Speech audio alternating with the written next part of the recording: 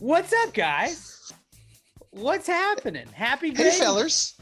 Hey, it's not only gravy day. This is a very special gravy day because it's not just gravy day. It is also Eggnoguration day. And I hope you guys brought your eggnog with you because I brought mine. We're here to celebrate eggnog season coming to a close. You know, I feel like I stock up at the end of December every year, and it's January 20th. That's when the Can you stock up on eggnog? Doesn't it have like lunch? Doesn't it have like the same shelf life as milk? I mean, not if you don't look at it. You crazy son of a bitch. I mean, that's a little bit why January 20th we were like, yeah, it's maybe the last day we drink it.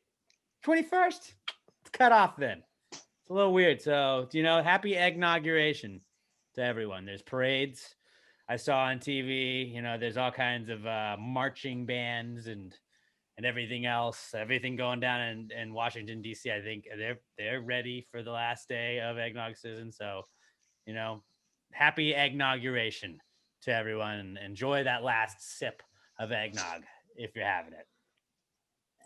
Oh, that looks good. A little sour.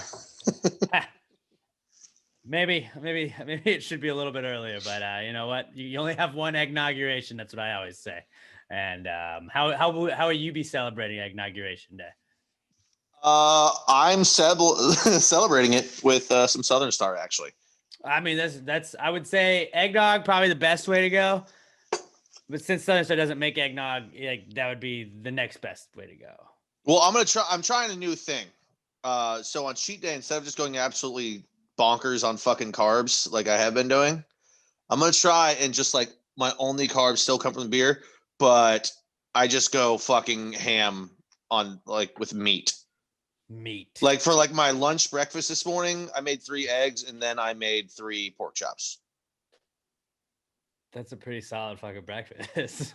I mean, not like full, they're like 4 ounce, you know, like the little, you get them in the package where it's like 9 of them in there. I ate the eggs. I was like, you know what? I got 3 of these chops left in here. I'm just going to fucking cook those 2. And So you already ate the eggs and then like. Well, I cooked the eggs and then while the pork was cooking, I ate my eggs. And then by the time the pork was done, I was like done with my eggs. You didn't wait like a gentleman for the No, because it was like if I wait and let this food settle in my stomach, then I'm not going to be hungry. And, you know, I'm trying to bulk up like The Rock. You know, I got to eat just massive amounts on cheat day, you know. Mm-hmm. I mean, he does it once a month and I do it, you know, once a week. But we're other than that, we're basically the same guy. I thought he does cheat day once a week. I thought it was like once a month and he just goes like. He buys a sushi restaurant basically and he's just like, I eat everything here. I had 47 pancakes and 118 chocolate chip cookies. I ate everything inside of an IHOP. I ate a baby. You're like, sir, please leave the nursery, Mr. The Rock.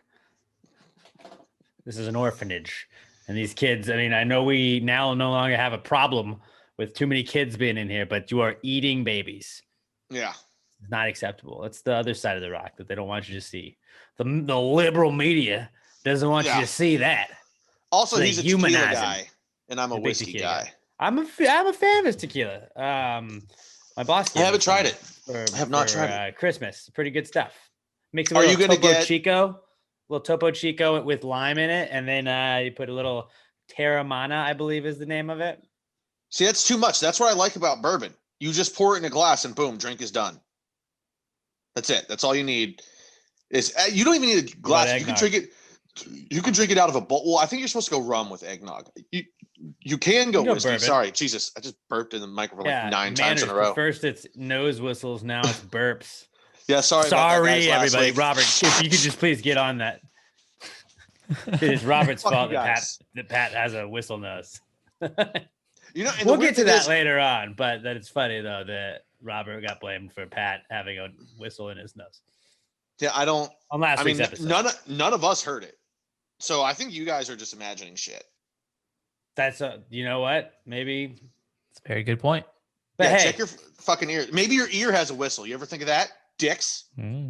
instead of coming at I Robert think hot. that means somebody somewhere else is thinking about you when you have a little ear whistle, right? I think it's earworm. Earworm. But if you had a worm in your ear, it might whistle. You know, the wind trying to get through there. Maybe he's having a great day. But honestly, I mean- guys, like we don't need to judge one another. It's Eggnoguration Day. This is a time for unity. It's time to come together and appreciate that it is our final day to drink this almost sour, sort of sour eggnog that we have left still from the holidays. And You're gonna have to just, poop in the middle of this. just get along with your fellow man or woman or whatever you identify as, to get along with everyone else. That's what Eggnoguration Day is really about, if you ask me. What does it mean to you, Robert? Well, just the time to really celebrate all the eggnog that I don't drink. And just because I don't partake doesn't mean that we can't celebrate, and I can't take part of this, this lifestyle and event that affects so many people. Eggnog is really a lifestyle. I feel like I'm glad that somebody finally said it, because I was thinking about it, but it's like there's a whole eggnog culture. There's a whole eggnog. I mean, lifestyle is really the best way to describe eggnog. Definitely. Pat, what about I think you? so. What does it mean to you? To me, it's more of a day of like celebration that we're not Canadian, because then we'd be drinking syrup, and syrup is good. Don't get me wrong. Syrup-ration Day. But I mean, like, fuck Canada. Like, thanks for hockey, but other than that, like, fuck you. Except I do like Canadians. Seems but like, extreme, so maybe walk it back. Again, unity. No, Foreign policy unity. American unity with foreign nations. American unity. I really feel like eggnog Fuck has Canada. no borders. Oh, I'm Except sure for they. the carton. The carton. I'm sure that they it is love in is really the eggnog only up there. border for eggnog. I mean, You can break this year those is going to be just Like I another did when I poured into a year. cup. We're going to have another year where a Canadian team doesn't win the NHL Stanley Cup. So that's going to be like 116 years in a row, because they're shit. Just like an Eggnoguration today is just unity with our country and fuck everybody else. That's what it means to me. Okay. Well, you know what, guys, just hashtag Eggnoguration Day at Pasquet Pod. Tell us what Eggnoguration Day means to you, and what you hope to learn from this Eggnoguration Day. And if you listen to it a little bit after Eggnoguration Day on January 20th, then just, it's still darn like a Marlin, dude. Like, you can just still send us what you wanted to learn. Like, maybe you missed it. It's like a belated, like when you don't get to do Thanksgiving with your family, but so you do it a couple weeks later or whatever. It's like, you can still do Eggnoguration Day when at your own pleasure. That's the beauty of it. Maybe pick up some new eggnog, though. But see, that's the thing. They don't make it anymore. So it's not eggnog season anymore. I feel like that's not true. Eh. I feel like year round, if I'm walking by like the milk at Kroger or HEB, there's always like one thing, not a big one, very but back. like a pint. There's always like a row that has pints of eggnog. Yeah, but that's why you stock up in December. No, You let it we've been sit. over this. It gets sour. No, it ages like a fine wine. You're gonna get sick. You're gonna throw up and poop your pants during this podcast. Well, only time will tell. Only time will tell. But hey, happy Eggnoguration Day, everybody. Let's move on to our pre-comeback kids segment, the pre-cum segment, where it's just a way for us to we answer your questions at the end of the podcast. This is just kind of a way to get some things we've been thinking off our chest, just some stuff. So I got a whoa dude moment for us, and then we'll talk sports real quick. But just my whoa moment was like, they got globes pretty accurate, like way back in the day, if you think about it. Like, I know that originally they thought like Earth was like square at one point, but then there's like after that, like in like those classrooms, you see like old timey classrooms, like they got a pretty solid globe. And it's like, you guys like knew the world was round. You knew where all this stuff was. Like, well done. When you say old timey classroom, what are you talking about? I mean, I'm just saying, like black and white before before electricity, Benjamin Franklin times. Okay, so when you say black and white, first of all, that's like the 40s. That's the not 40s before, and anything before that, really everything before color TV and constitutes as black and white. In the 40s, we had planes, shit that could fucking see up high. Yeah, but did they go Ben to the Franklin moon yet? times is like another 80 years before that, but they still have. When you say like old timey globes, like Ben they Franklin got globes didn't right. go to the moon. Original maps, like if you've looked at maps of like the United States or just any coastline from like when shit was discovered, they're not fucking close. Like they're kind of, but like Florida will be halfway up the fucking coast. Like it's just the most ridiculous looking shit you've ever seen. More of an estimation. But like a globe, those spinny globes in like a class, like they nailed those pretty much right off the bat. Yes, because by the time you had the spinny globes in class, we had fucking airplanes. Like, I'm just saying they were pretty accurate. Hey, congratulations on being able to see shit from the air and write it down.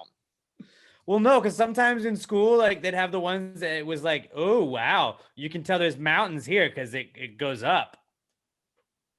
Yes. Like those were cool. Like they had to know that.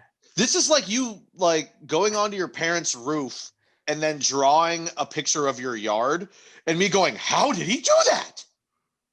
The detail is amazing. Great recollection. I don't think anybody sat on the moon and just drew the globe, dude. I mean, what? You just assumed that they flew around and somebody just slowly drew it? I don't think so, buddy. But I'm saying that helps check it. No, they had ships and stuff by then too. And there's a very easy science that explains this that neither one of us knows, or even Robert. Birds. Well, birds are just government drones, but that started birds, in like the 30s. They can fly above everybody, so they could see everything. So maybe I bet the first person that put together a globe was probably a bird. Not even a person at all. Well, it could have been Birdman. Birdman. I think it was before his time. Could be Harvey Birdman. Harvey Birdman. And he was an attorney too, so you know he's smart. He was. So yeah, I mean he could find his way around a legal case as well as around the globe. He can circumnavigate the courtroom and honestly, what can't he do? But yeah, I guess that was my whoa moment. So apparently not as much of a whoa moment for you guys as I thought it might have been. But then I also just wrote down like, why does everybody that's an athlete hate Houston and want to not be here? Because the owners are stupid. Well, not in baseball. I mean, George Springer's gone. Michael Brantley's gone now. James Harden, Westbrook. Like the last year, Hopkins, probably JJ Watt soon, maybe Deshaun Watson. Like, what the fuck, Houston? Figure it out. Well, Springer, I give get away it. All your people. We've got, as much as we're going to miss Springer, we do have a lot of good, at least prospects for outfielders coming up through the pipeline. And as much as you want to pay everyone, you can't pay everyone. Like, it's baseball. Yes, you can. You can, but like, there's no cap. Just pay. Come on. You're a billionaire. You own a team. Pay people. You've already paid Correa. You've paid Tuve. You're about to play Bregman. You're going to have to pay Lance McCullers. You've got other contracts on the books still. Like, you've got Verlander on the books that you can't get rid of. You've got Greinke on the books. You have $1 billion. In a couple years, you're going to have to pay Kyle Tucker and Jordan. There's only so much money to go around. Did you know there's only 7 players from the 2017 team left? 6 if you don't count Justin Verlander, because he's not going to play this year. Jesus. Only 6 left. Only 6 cheaters allowed, right? Hey, shut up. No, that's what's funny is like everybody that was talking shit, it's like you sure did want those players that you thought cheated. Yeah, you still want those players. Like, that's weird. Yeah. So, I mean, that's baseball. They say what one man's trash is another man's treasure. I mean, dumpster diving is fun. I don't know. Is that an original saying? Because that's really wise. I made that up. You're right. I said that. Probably one of the greatest quotes of all time. I like that. Very good. Sometimes I just think of things on the spot. Yes. It's very good. You definitely have wrinkles in your brain. You're not a smooth brain guy. Still don't really know what that means. I don't know what that means either. Okay, so brains have wrinkles in them. And the more you have, like, it's an intelligence thing. If you have a smooth brain, you probably have the IQ of a fucking potato. Because something about the wrinkles helps the brain. I don't know exactly what it So is. he doesn't really know what it is. He just knows that he's heard someone else say it. No, I learned this in fucking school. Like the brain needs the wrinkles. If it's a smooth brain, like you're basically Frankenstein's monster. You're a giant dummy and you can't think. That's why you're never supposed to wash a brain. Because the dryer will smooth it out. No, you can wash it. You just can't dry it. Or if you do dry it, you need to leave it in the machine air for a dry couple only. days. Yeah, you got to put that on the clothesline. No, you don't put it on a clothesline. No, it's like with Robert. Remember when you tried to wash your pillow and you were like, it just took a while to dry it out. You got to dry it out that way. But gentler. Gentler is a better word. You got to leave it balled up so the wrinkles stay. That pillow never recovered. Did it really not? No, it was really like just all mushy. The whole purpose of it was like to make it more fluffy again. And that sounds like something that like a really horny 13-year-old would say to his buddy. Dude, that pillow never recovered. It was so smushy. I filled that thing up. That's so disgusting. So like if you needed a pillow, bro, like I know that my pillows are pretty cheap, I think, right now. If you wanted me to, I could probably snag you my pillow from that. Why would you? No, he can go to the store. He doesn't want one of your pillows. That's really weird, Alex. I don't think you can go. No, the my pillow. Nobody wants your pillows. They're called. Yeah, I don't want your pillows. Who's on first? Who's on first? What's on second? And skin cells in your pillows, Robert. Just get a new pillow. I think you're doing okay, my guy. You can just build your own pillow, dude. BYOP. Just go to the park and like sneak up on ducks, and then just like rip out their feathers and stuff put it in a bag. Yeah, stuff it into a canvas sack, and you got a new pillow. Who doesn't have a canvas sack laying around? Just bring a pillowcase with me and go to Build-A-Bear. Just use that stuffing.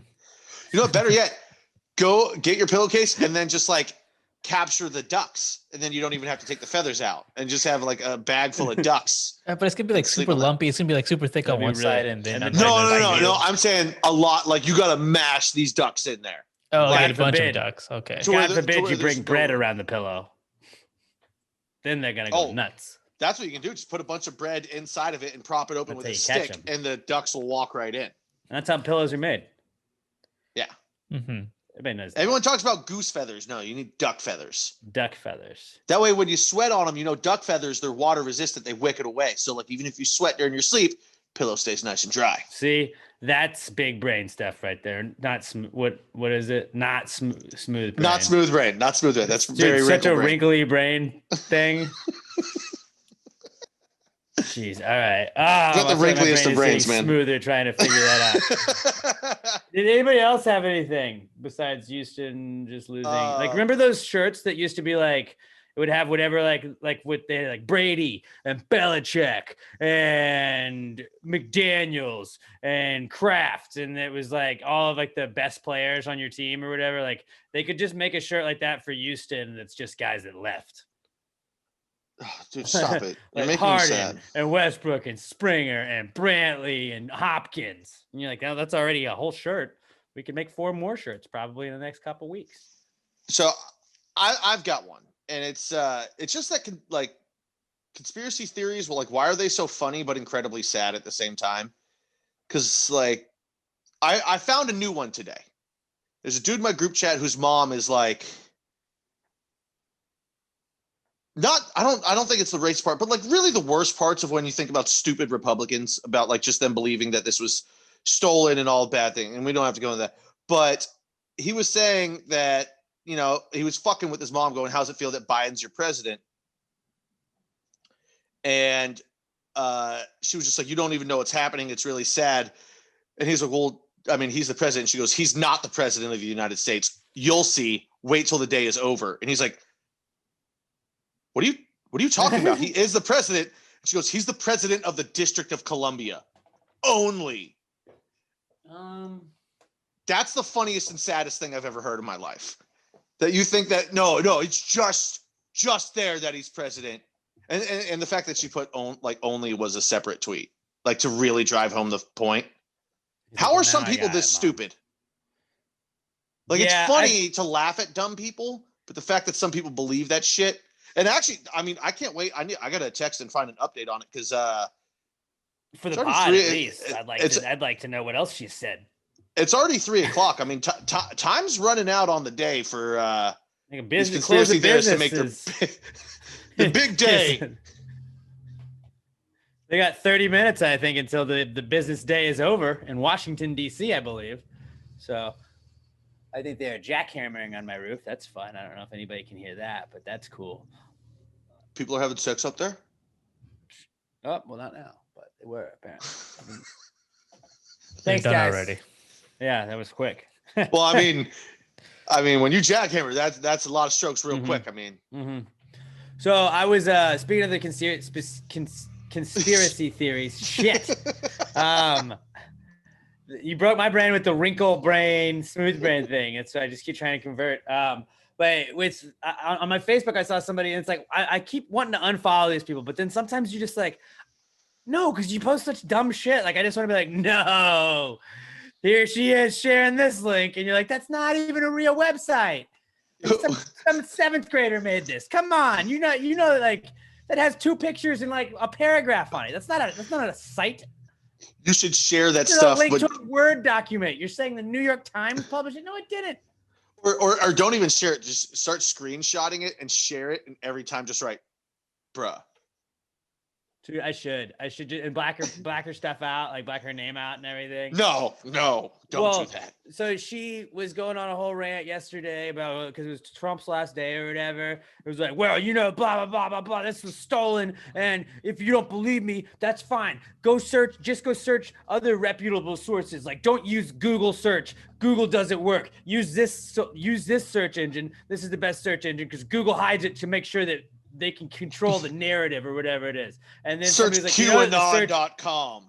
Yeah, but the search engine she shared, I had never heard of it. And some guy's like, that like the Taliban used that to push propaganda, that search engine.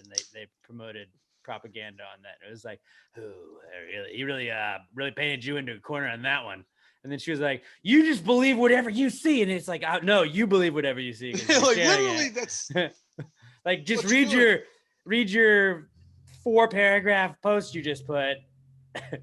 And then you're just coming at anybody that's like, hey, I think you're getting a little crazy here. Maybe back off with the conspiracy theories. But just like, I get it. You can believe whatever you want. You're allowed to, but like, don't be that guy. We will make fun of you. Don't be that girl on Facebook. Like, when you post that, like, just know that like people are allowed to come at you and just like fuck with you. They're allowed to get you. They're allowed to tell you that you're being a fuckhead.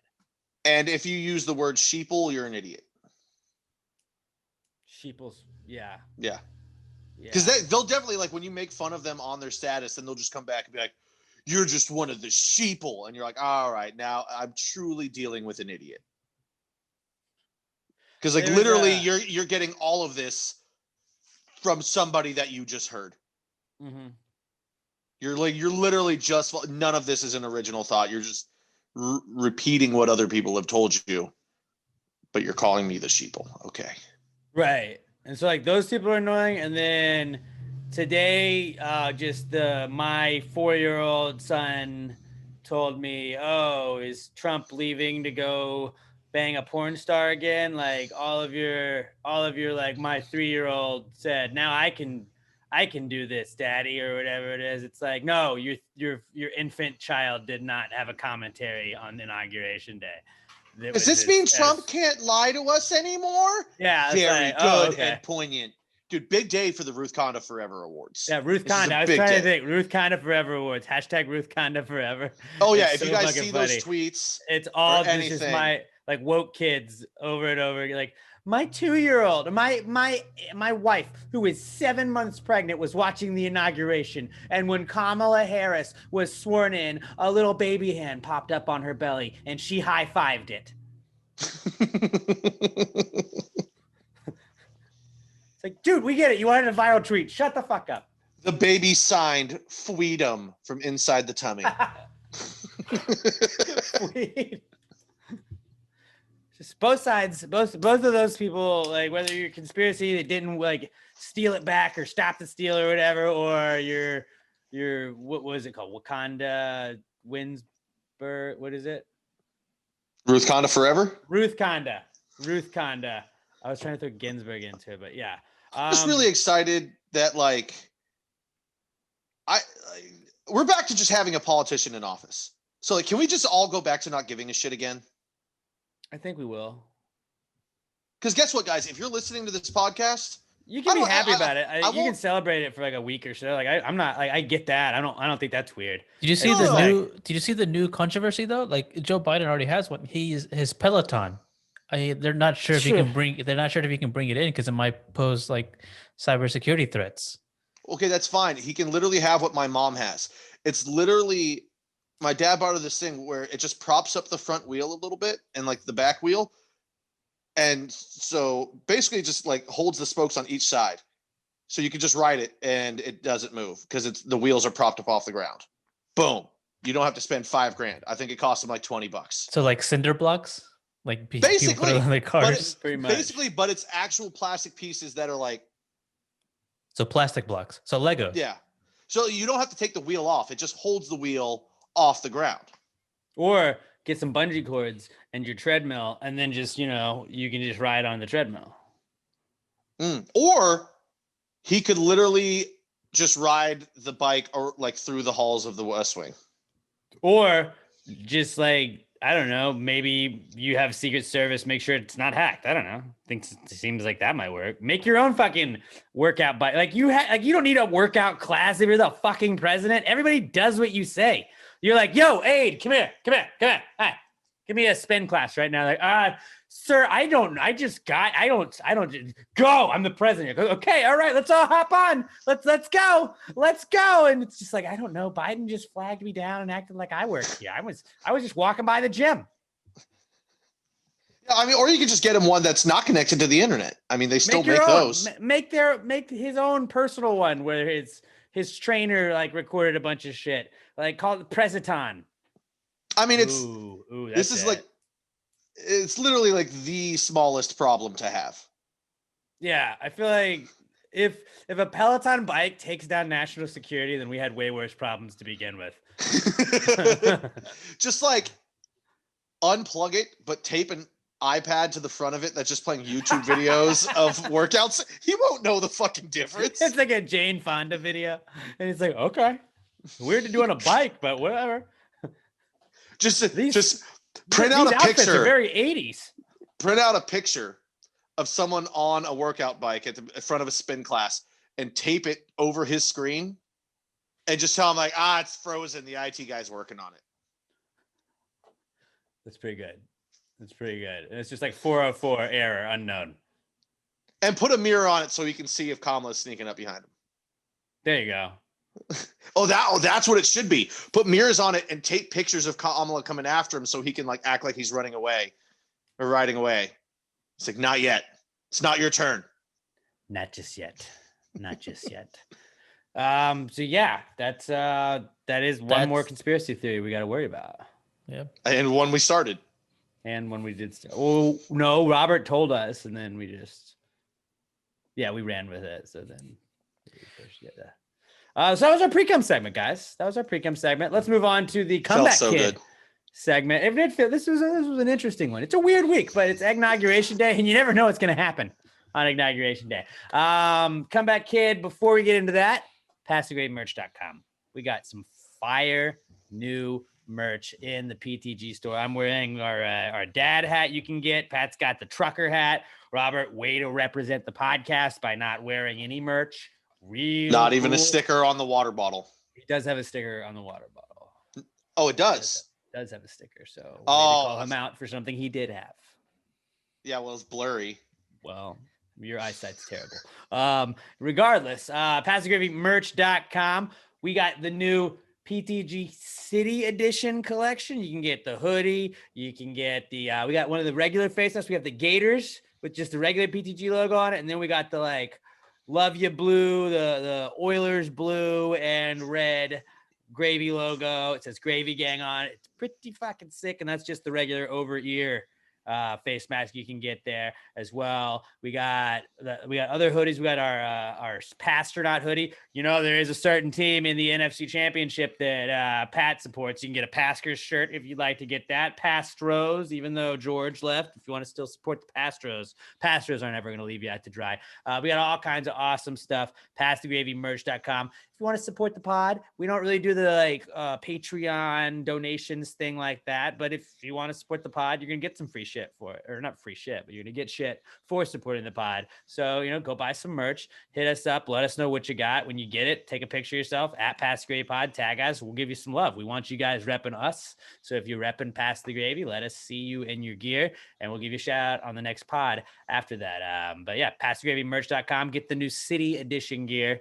PassTheGravyMerch.com. This is the Comeback Kid segment, guys.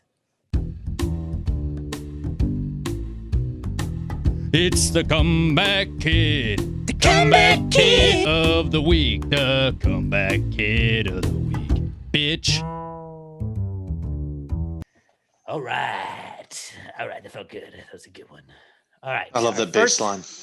First Comeback Kid we got is transitions of power. Because you know what? Why not just talk about what's going on already? We had a transition of power today, guys. You had to see Trump hop on a helicopter, then go to Air Force One, which then was called something Air Unit 45 or whatever after Biden got sworn in. Saw Biden get sworn in. Saw all kinds of stuff going down. Felt like a lot of people quoted Hamilton in the speeches, but just because I don't really know any historical, quotes, so I just assume everything is Hamilton. Lady Gaga was there. Apparently to ring in the Hunger Games. Yeah. She had the hair all done up with a white suit with like a giant dove on her chest. She was 100% starting the Hunger Games. I don't think they've selected the tributes yet, but I'm really hoping it's not me. Really hoping it's not me. I got a lot of plans. The Hunger Games, really honestly, they'd ruin them. I mean, I'm down. I just don't think I'm cut out for Hunger Games, Well, I mean, 100% the like starting fires and like killing shit. I'm out. Like survive, I'm good. Killing people, I'm fine with. But like the second I got to forage for berries, 100% I'm getting poison ivy. Yeah, and then you're already shorthanded at that point. You're gonna get killed real quick. Yeah, I got no problem with killing people, but actually having to support myself to survive, that's where I draw the line. One of the weird things is just like I was kind of talking with Emma about while I got home and the inauguration stuff was on. I mean, Trump didn't attend it, but like the presidents, do they have to like move into the White House like we move into like an apartment? Like, well, not like we do. Biden wasn't like packing boxes and like duct taping the top of boxes. Like that's what I like to imagine the president doing. Like he's got to get like the wheelie cart. Like, did we get everything? What are we moving to the foyer? What's going in the foyer of the White House? How do you do that? I'm sure they have Secret Service do all of it, but like, is there like a U-Haul van that the Secret Service guy has to drive? Yeah, they probably do have like, movers that help them. But I did read, because I'm reading Obama's memoir that just came out last year, but he did mention that they do have to buy their own furniture. Like it comes unfurnished, so they had to pick out things that are going to go in, couches and all that stuff, paintings. So they do paintings. I thought they had just like historic stuff that was there. There is some. There is some, yeah. But like to furnish the place, like it's on them. Mm-hmm. And they got to pay for it too. Other than like the it comes out of pocket. Which, I mean, you're running for president, you probably got some cash anyway, so it's not really like you're strapped for that. But like, I mean, he's been in Congress for 40 years, so he's very rich, and he's about to start making $400,000 a year. So yeah, that guy's been in Congress, or he's been an elected official. Is that the correct term? In some capacity, he was since the 70s. Since he won the election when he was 29, the first election he ran in to get in, he was 29, but he had he was not old enough until the day that he was sworn in. He was sworn in, and he turned 30 by the time he was sworn in, and like 30 was like the minimum requirement at that time. I don't know. What? That's what they were saying today. And so he's been in literally from like the minimum age to now, he is the oldest president ever. And it's like, that's a long time. He's spent more time in Congress Like- than not in Congress of his life. Yeah, like he's not really had like I'm 30. That would be like me now until like I'm over like 70 something, like being an elected official, which is a terrifying thought. I mean, literally, That's crazy. When he was sworn in, that makes him 7 months younger than I am now. If it was on his birthday, he got sworn in. Imagine if I was a United States congressman right now, guys. Yeah, we'd be in a lot of trouble. I mean, In a lot of trouble. I don't think so. I mean, I would definitely get retweets on saying stupid shit, but it's not like any of them do anything. Shoot, Middleton, Dion, darling like a Marlin. That's our platform we're on. People are like, what does it even mean? Like, don't worry about it. You're gonna figure it out. When you know, you know. Which, I mean, I know each of us is going to say us, but if we were like together in like a political unit, which one of us would be the candidate or whatever, or the congressman, and which one of us would just be the like campaign or not? What's it called? Chief of staff. I want Robert being chief of staff for sure. I'm saying if it's just between us two, which one of us would be the better figurehead? No, we'd hire Robert, and Robert would just tell us what to do. He would be like our shadow. He'd be like our shadow candidate. He'd be the head speechwriter. Yeah, like Robert. What like after every meeting we go to, like, hey Robert. So like we're calling Robert. Hey, so this is what the general said. Like something about Robert. What do you think? He's like, don't do this. Stop it. Can you FaceTime? Robert, can you come back over? We're all personality. We've got no substance. We need your help. Robert, is this good or bad? What is a deficit?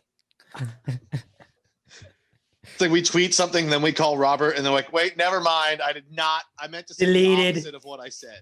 JK. That would be so funny.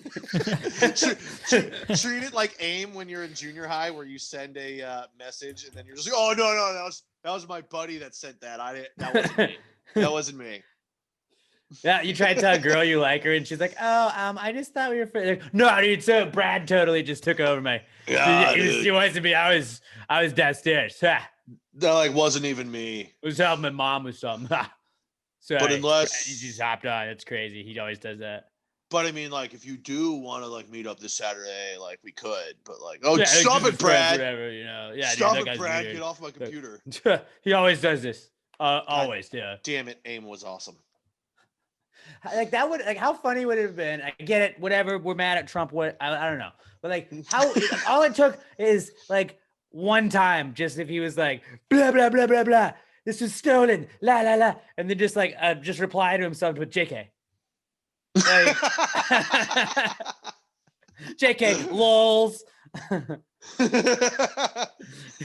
it's just got that like winky like but tongue out emoji like the Eli Manning one he did in SNL like. Sonk. People are just like, you got us.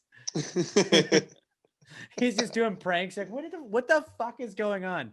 All right, guys, we are going to war with Cuba. I had y'all there for a second, didn't I? You suckers. No, I'm just kidding. Everything's good, dude. We're good. Everything's great. The economy's getting back. We're going to create jobs. But I got you guys for a second, didn't I? I can totally see him like reaching a deal with Twitter. There's like, all right, if you give it back, I'll write JK under every tweet I've sent for the past 2 years. JK. Just kidding. Totally got you. Prank. This was all a 4-year build up to my new season of The Apprentice.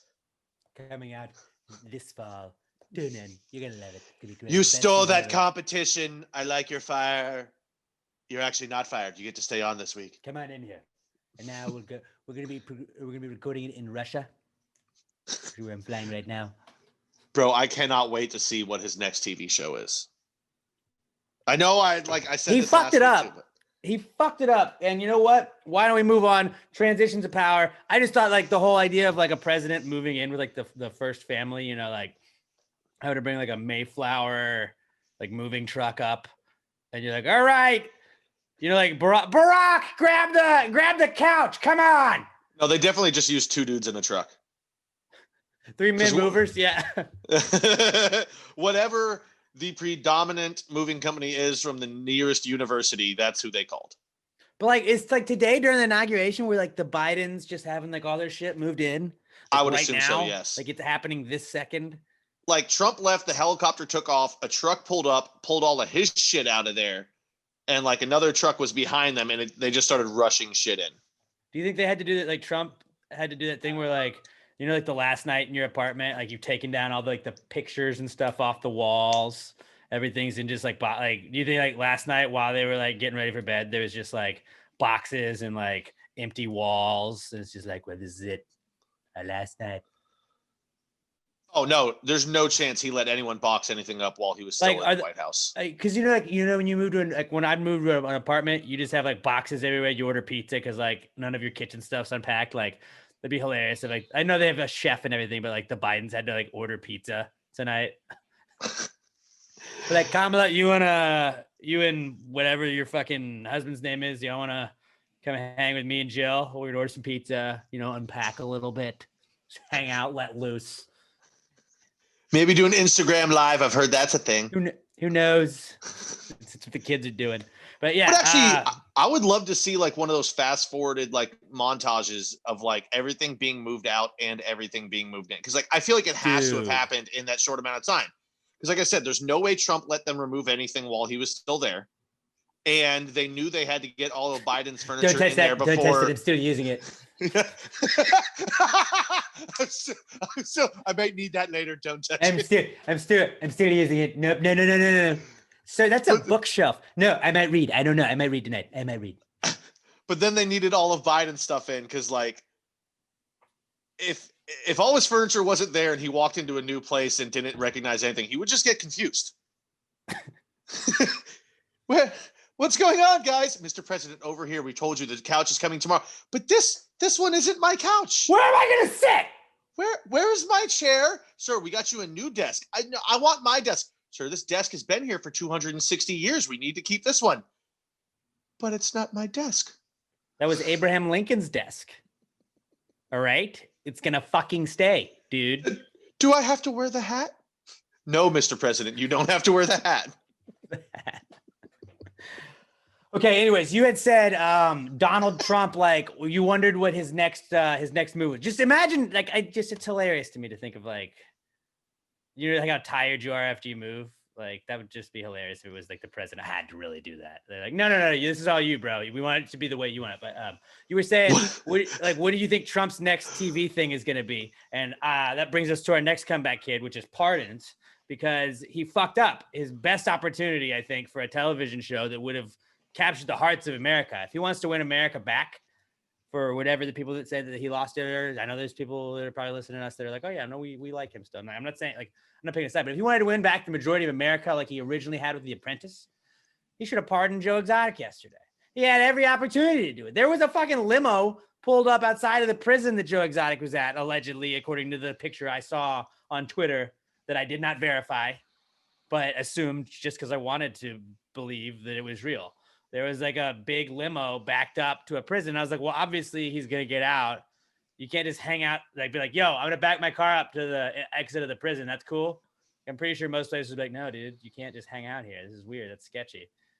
But there was a limo just hanging out for a while. And President Trump, is he President Trump, former President Trump?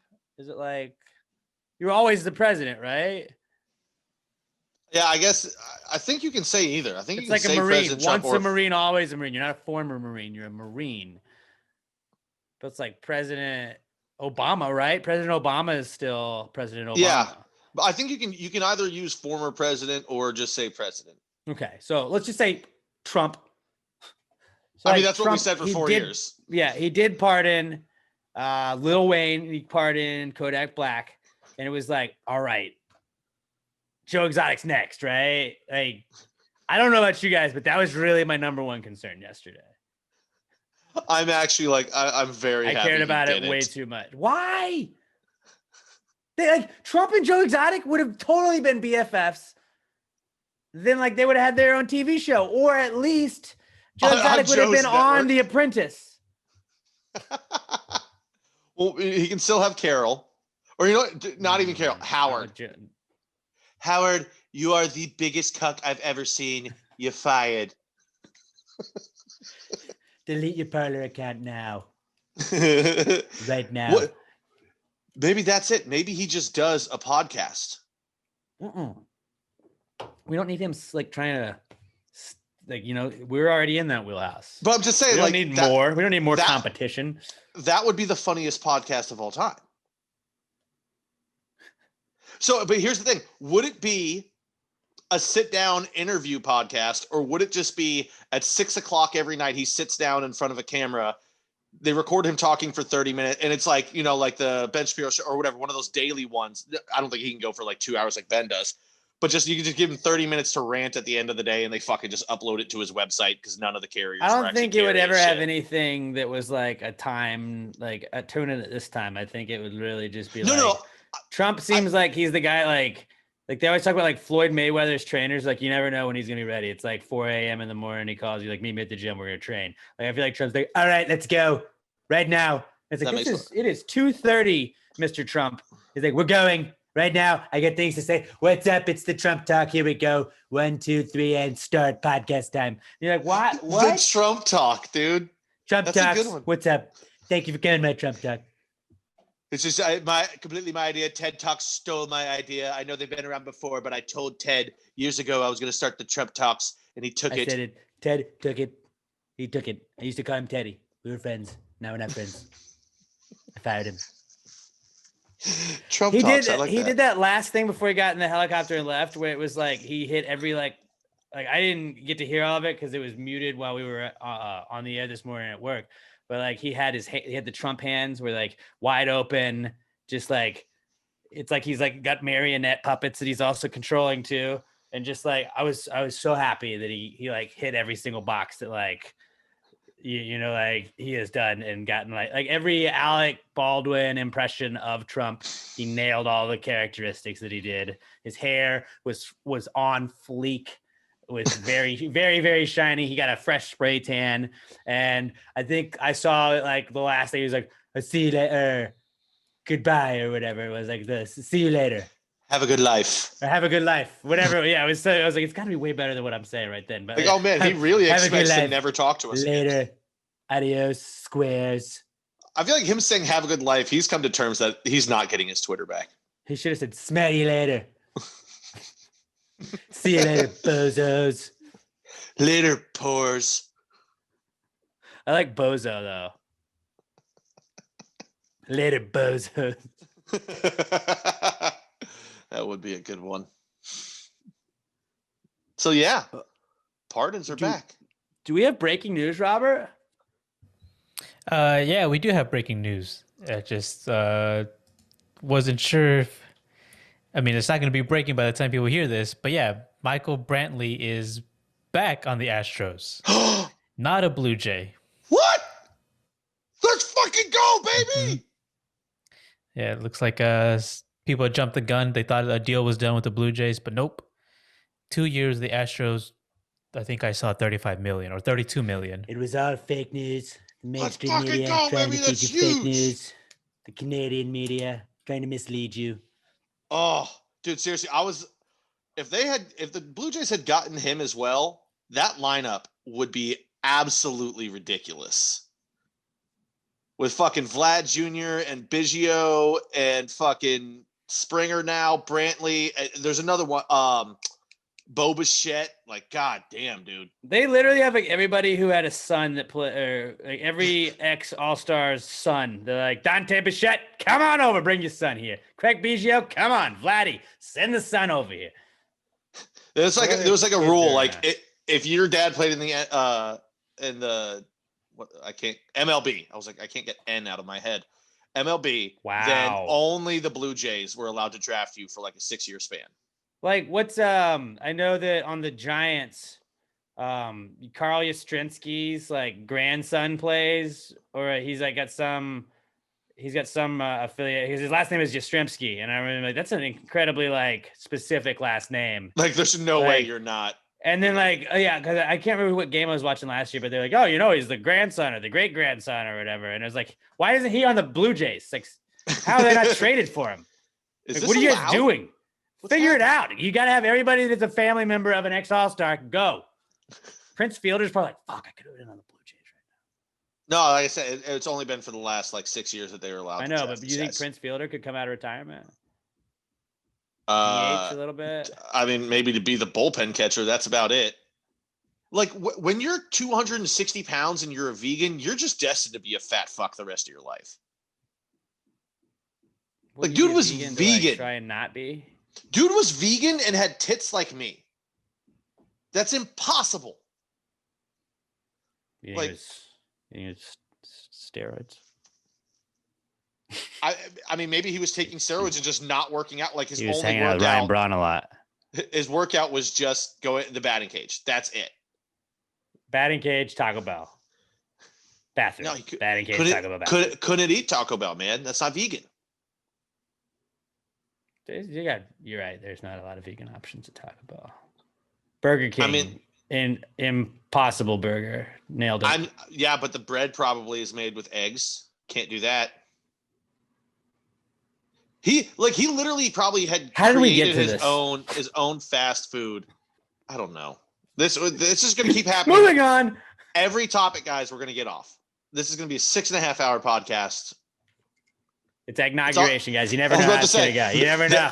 The eggnog's really gotten into Alex's brain, and It I'm did. just an idiot. You're right. You know what? Maybe there was a little something to it, but I do feel like I got a little wrinkly brain right now on my hands. And I'll tell you one thing I won't be doing with my wrinkled brain is retiring, because I got a lot of years left in me. But there are some people that have made some retirements. I know. I mean, like, I guess Phillip Rivers is official, but like Drew Yes. Brees hasn't retired yet. But Drew Brees is going to retire. Yeah. And He's done. just if we If he doesn't, he needs to. I tweeted something like this for Drew Brees after his alleged last game. But I was like, if this was the final game for Drew Brees, let's all take a moment to remember that Eli Manning had 2 Super Bowl wins. Yeah, that was a Drew's dick move. one, but also facts only. And I'm here to report facts, and you guys know that. Michael J. Facts from Facts of the Future. That's my name here, and I'm here to report just facts. And then, since Phillip Rivers has announced his retirement, let's all remember that Eli Manning has more Super Bowls combined than both Phillip Rivers and Drew Brees, who are Hall of Famers. So Eli Manning better get into the motherfucking Hall of Fame.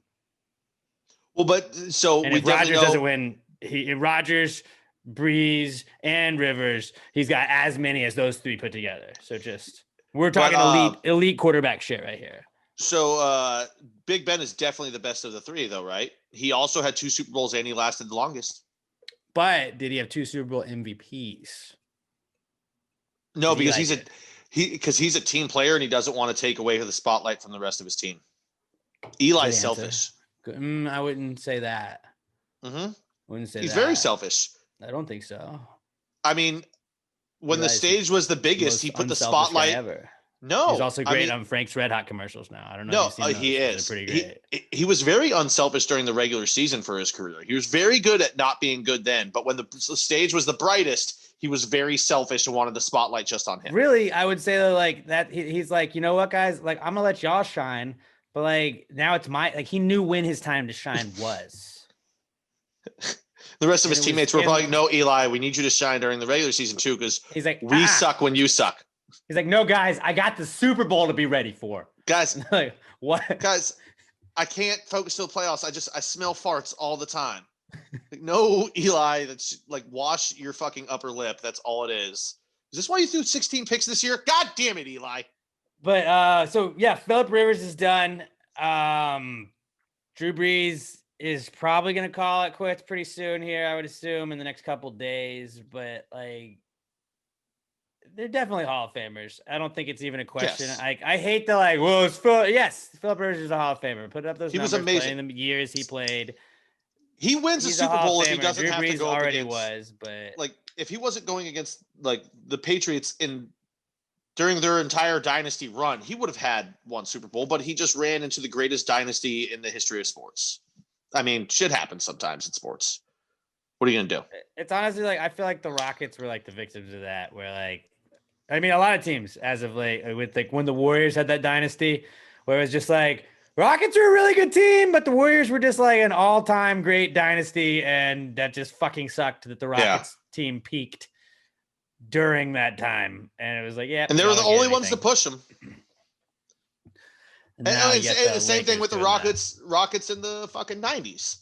Yeah, great teams, but can only win when Jordan's not there. Yep.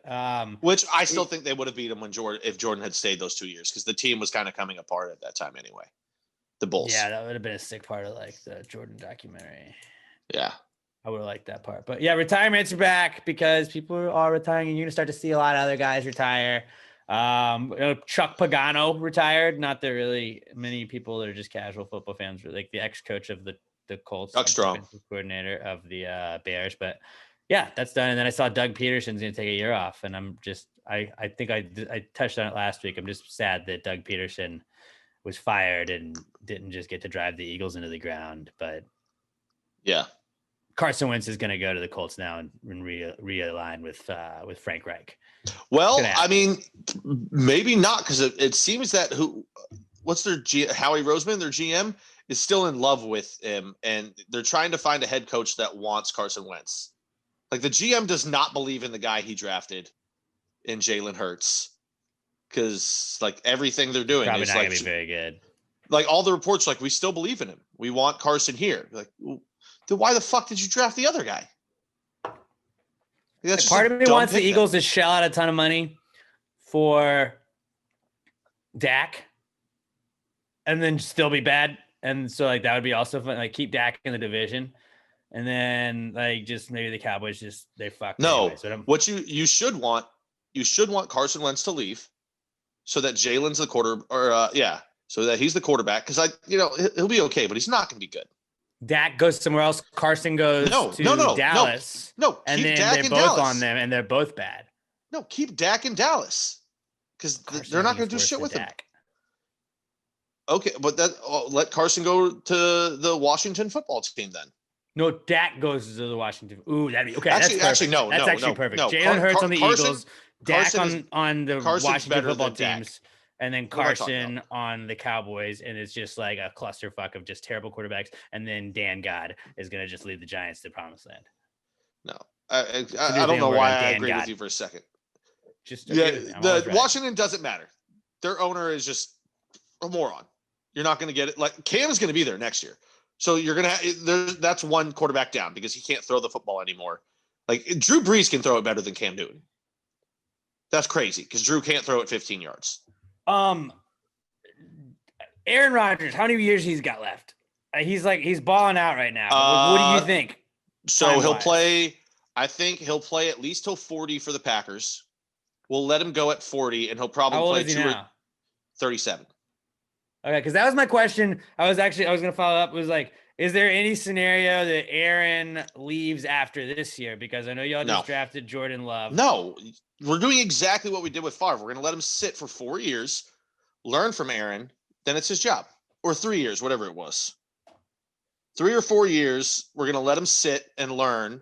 We're going to say, thank you, Aaron, but, you're 40. We got to there's a reason we drafted this guy. Aaron's going to go somewhere else like Joe Montana did for 2 or 3 years, be really good, keep making the playoffs. And then, that's going to be – he'll probably play to 42, 43, unless Aaron just goes after 40 when the Packers let him go and he's just like, yeah, fuck it. It was a good run. I don't feel like doing this somewhere else. But I don't really see him doing that. So, yeah, I think he'll play till 40 for the Packers. We'll let him go. We'll give Jordan Love the reins. And then it'll be, see where it goes. Unless we're in the NFC Championship every single year still. And then they just realize, this backup kind of sucks. I mean, your window is kind of closing, though, I would say. Wouldn't you? Your championship window? Because Daniel Jones and the Giants are coming. We have your footsteps. We've got one of the best cornerbacks in the league, and he likes to throw the ball away. So I feel okay. I don't know. Dan God, he's coming for you next year. You can say that, but if you could trade Aaron Rodgers for Daniel Jones, you would do it right now. I would never do that. I love my Dan King. Dan God. Dan God. I mean, there's a chance, so much that I can't remember the nickname I just gave him. There's a chance that Dan God is out of the league in 6 years, and Aaron is still starting. I'm just saying there's a chance. He'll be working on Super Bowl number 2. Dan God will be. No, I mean, at the very least, he'll still be a backup. No, but we've been over this. I still like. All right, let's move on. Retirements, comeback kid. Also a comeback kid, and this is what I feel like we actually talked about not too long ago, but dick pics. They're back. And back in the news. Sent. Okay, you guys check the group chat. No, I'm not. I'm not. God damn it, not again. Do you just have those things stored? It's a roost. So the Mets, they fired their GM this week. I think it was like 6 years ago. When he was with the Cubs, Chicago, just garbage city. Wow, Chicago. Anything to say for yourself, Chicago? I've noticed they haven't really said anything. Not that I've no heat from Theo Epstein for this, huh? He was there. He was supposed to be in charge. Well, Jared Porter, or is it Jeff Porter? Jared Porter. Jared Porter was the GM of the Mets. I think we'd been with the Cubs. He had also been with the Diamondbacks and a couple other teams. And he met a baseball writer from a foreign country. This whole thing was written with her being under the cloak of anonymity. And she was from a foreign country, so she wasn't 100% like able to. She didn't grasp the English language like perfectly or anything like that. And he was like, hey, we should hang out. We should, talk baseball or whatever. And then apparently it became clear that he was not talking baseball. He was talking about her looks. He was talking about all this other stuff. And then this just casually, like as you're reading it, it just casually gets brushed by. But it's like 62 unanswered messages later, he sends her a picture of, I think it was his dick in like underwear, like a bulge. And then he showed her just like the straight up, like a picture of his dick. And, but just like, let me rephrase again, 62 unanswered text messages this man sent. He did not receive a response. That's Buffalo Bill territory. 62. And he continued over like 3 months. Over months and months. And it would be like, hey, I see that you're here. Whatever team she was covering, he'd be like, hey, I know that you're here. You want to get together. And it wasn't like he was like creepy stalking. I guess he, to an extent, yes, but it wasn't like he was like outside. I know you're here. Like I'm outside your door, but it was just like, hey, I know y'all are in town. Y'all want to like get a drink or whatever. And like, she responded because she didn't really understand English. And it was like, he sent her like pictures of himself. And he was like, you like? And she was like, oh, yes. And she was like, I didn't understand really like what I just was trying to be polite. I didn't know what to do. Like from her perspective, like the way that like it was written from her like point of view is like, yeah, that's fucking sketchy as shit. But like, really, let's get back to 62 unanswered text messages. If I text Robert twice and like Robert doesn't get back to me, I'm just like, oh, okay. That's it. Like he's moved on. There we go. Like I might like wait a couple of days later and be like, hey, we still on for like whatever that like, like if I text you, like I usually will text him like, hey, what time do y'all want to start today when we're on podcast days? And if I had texted like Robert doesn't always respond. Sometimes Pat doesn't respond, but it's like, I know that they saw it. Like I'll send you the invite, they join or whatever. But it's like, if I sent it to like Robert, it was like, hey dude, what's up?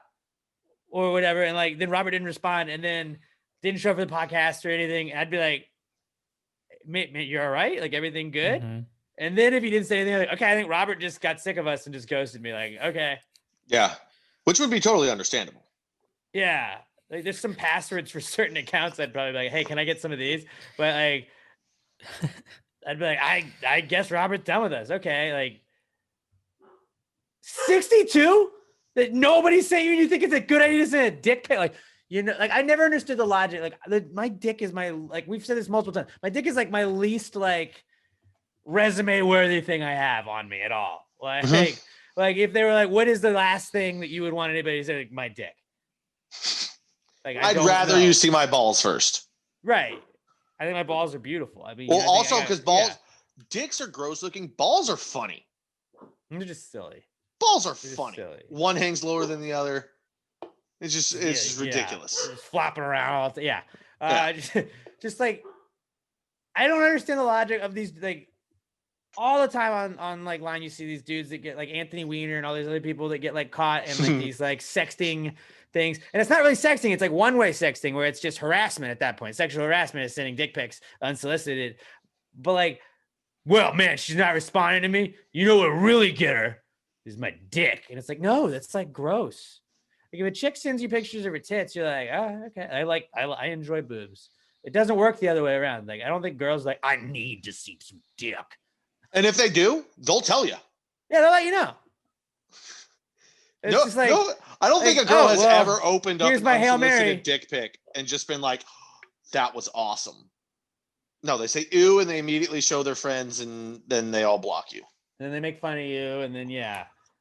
and you walk by them in like a room or whatever, they're probably like, They're all just holding up their pinky. But just like that's a weird move that it's always like all the guys that get burned for that. It's like when like she didn't ask for it, it wasn't going in that direction, and then you just like boom, here's a dick, boom, here's my dick again. Like what? Like if you're that guy that's ever had that where it like worked for you, and it was like, you know what, like she didn't respond to me, and I just hit her with the dick pic, and it's like she's like, come over. Then They're congratulations, dude, because you've got the most. You broke the code. Yeah, like you've got the most impressive hog of all time, and you should know that.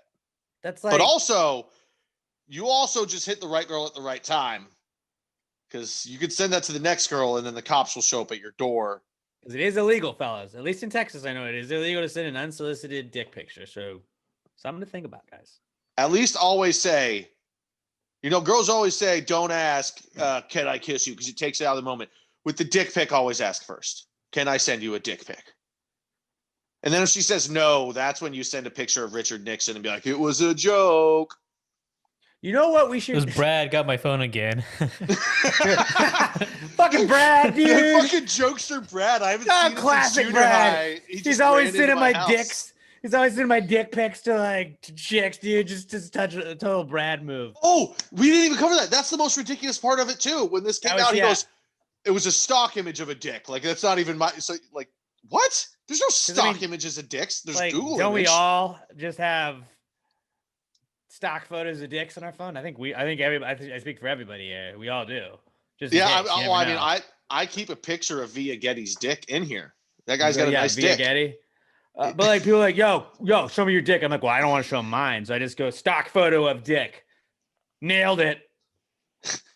And they're usually like, Alex, you're not black, and I'm like, don't judge. It's the lighting. It was the lighting. it was very dark. I used way too much self tanner. Don't worry about it.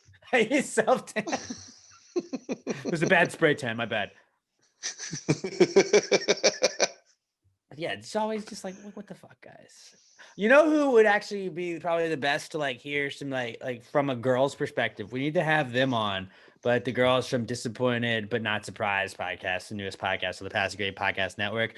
They talk about everything, like dick pics, receiving them, sending twat shots, so whatever.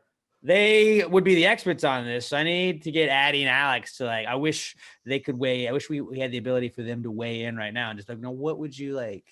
Like what constitutes sending a dick pic? Have you ever gotten an unsolicited dick pic where you did not immediately cringe when you opened your phone?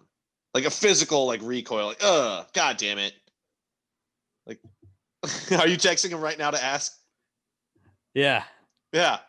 Have you ever gotten an unsolicited dick pic that you were happy to get? Just like, bam, all right, awesome. My day is now better from getting a picture message and opening it up and seeing a dick staring back at me with its one eye. I just asked, I was like, hey, we're talking dick pics. You want to hop on a Zoom and tell us the best way to go about it? Would you rather? I don't expect anything. We're gonna move on. But if she comes back to me, then we will definitely do that. But would you rather check out that podcast? A hard or soft unsolicited dick pic?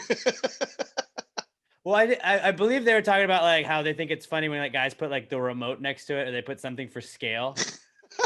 But no, see, if you're gonna do that, you get little googly eyes and a little cowboy hat, and you put that on your dress him dick. up, make him look cute.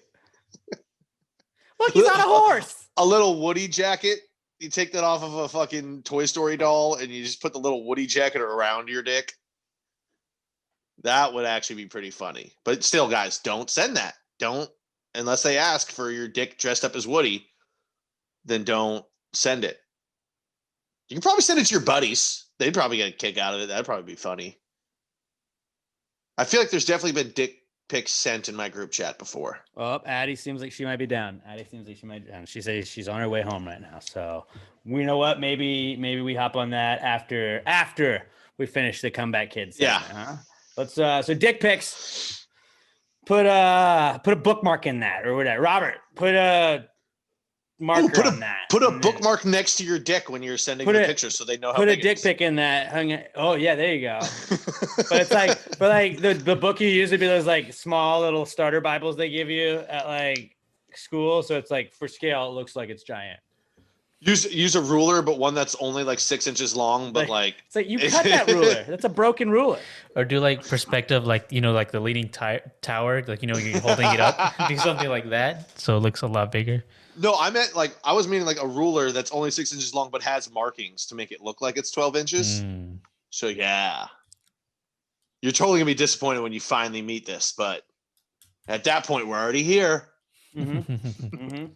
So dick pics. I think Addie said she's good in about 15 minutes. So pretty stoked about that, honestly.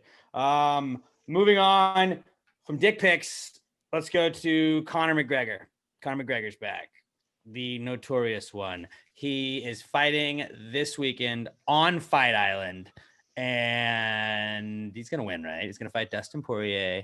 It's gonna be pretty good. He better. I think. Are you getting some of his whiskey for the fight? Well, I probably will.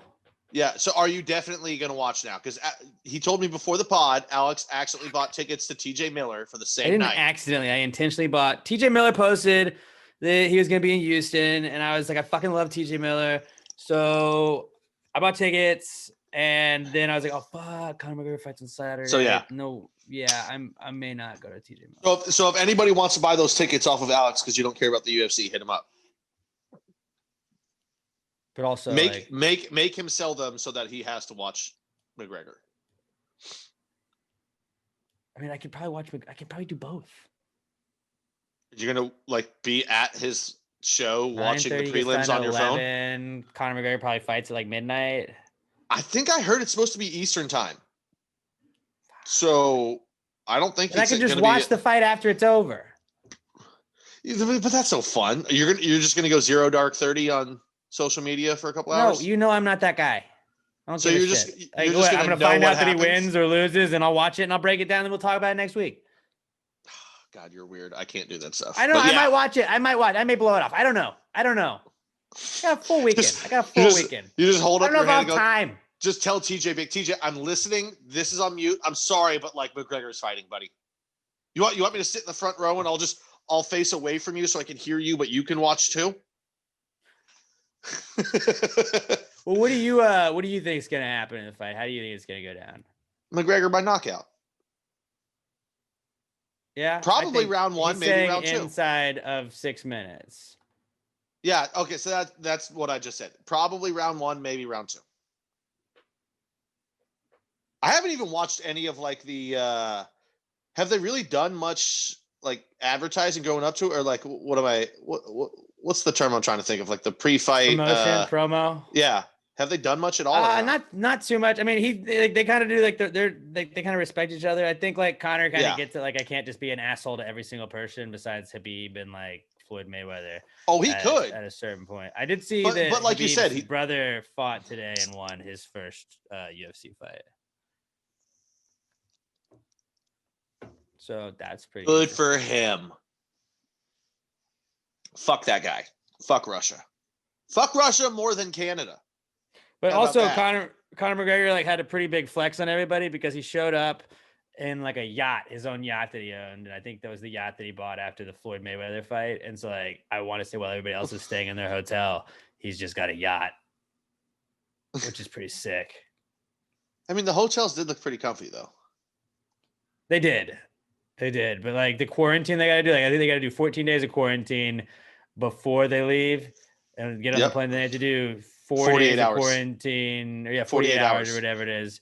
when they get there, just in their hotel room. And then I think there's another quarantine area of the hotel and like the island that they can go to. And then after whatever that day is, then they can.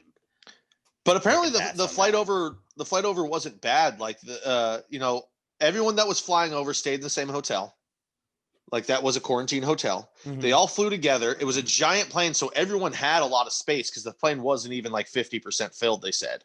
So everyone had a bunch of space. So like, yeah, it sucks you're on a plane for 15 hours, but at least like, you've got elbow room. Because Right. everybody didn't have like, it wasn't one of those planes where everyone had a sleeping pod.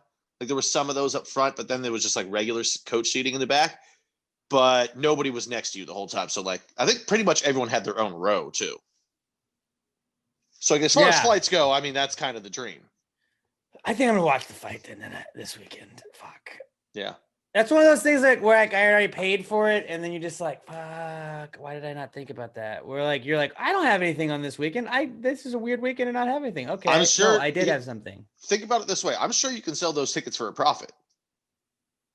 I'll just sell it for face value. I don't really want to be that guy. I always think that's weird when people do that. It's like I'm not here to make money selling a ticket. Like, I'm sorry, I'm not scalping.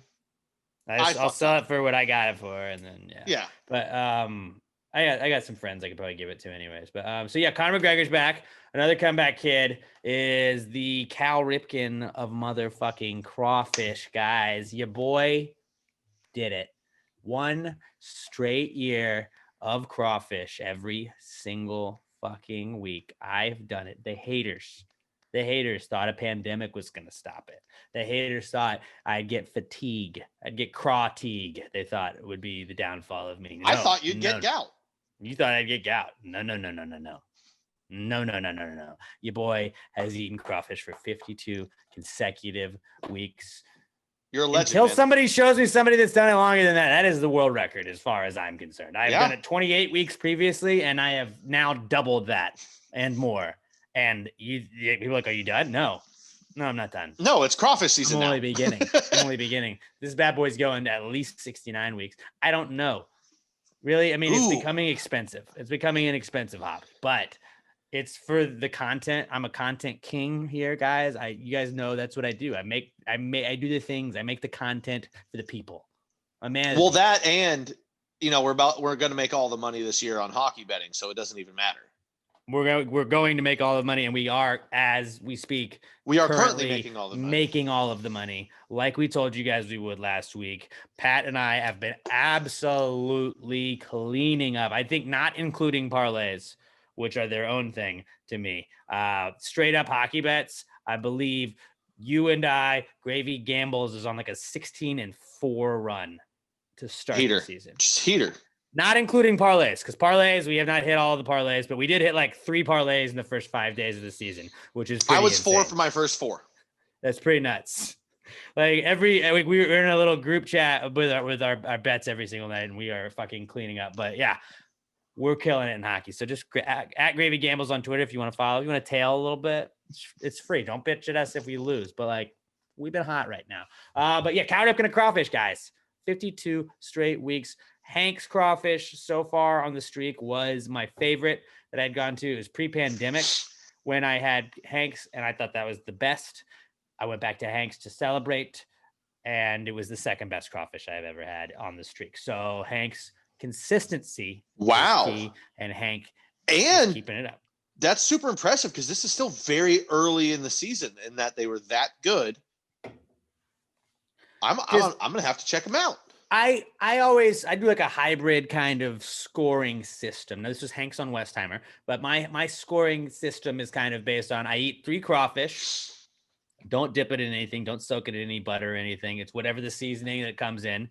Then you formulate your opinion. You can't do it with just 1. You got to do it with 3. And I do it on basically like the size that you could get, because I know that certain times like you have only small crawfish. I get that. And then just basically the flavor of all of it. And then if they got mushrooms or they got corn, you always got to bite into that because you can really taste the seasoning on that. And then that kind of adds to whatever the review is. But just I would say they were mediocre sized crawfish. I do not expect large crawfish at this point in the season. Although 2 weeks ago I had like baby lobster sized crawfish that were not very good.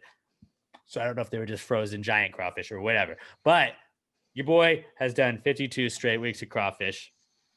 The dream has been achieved, and the dream is going to continue on, because a lot of times people are like, well, you know, you've made it to the top of the mountain. Now what? And I'm like, I'm going to build another mountain. I'm gonna build a fucking aggro crag and keep on going. All right. So just think when you're a grandfather and your grandkids ask you, what was the pandemic like? And you get to say, I ate so much crawfish. You know how I knew I had taste and smell? I could eat crawfish every single week and tell. Ooh, what are you, Dr. Seuss now? That was nice. Oh, fuck. I didn't even realize I just rhymed that. A year of crawfish makes your brain into just a lyrical fucking machine. A year of crawfish makes your brain insane.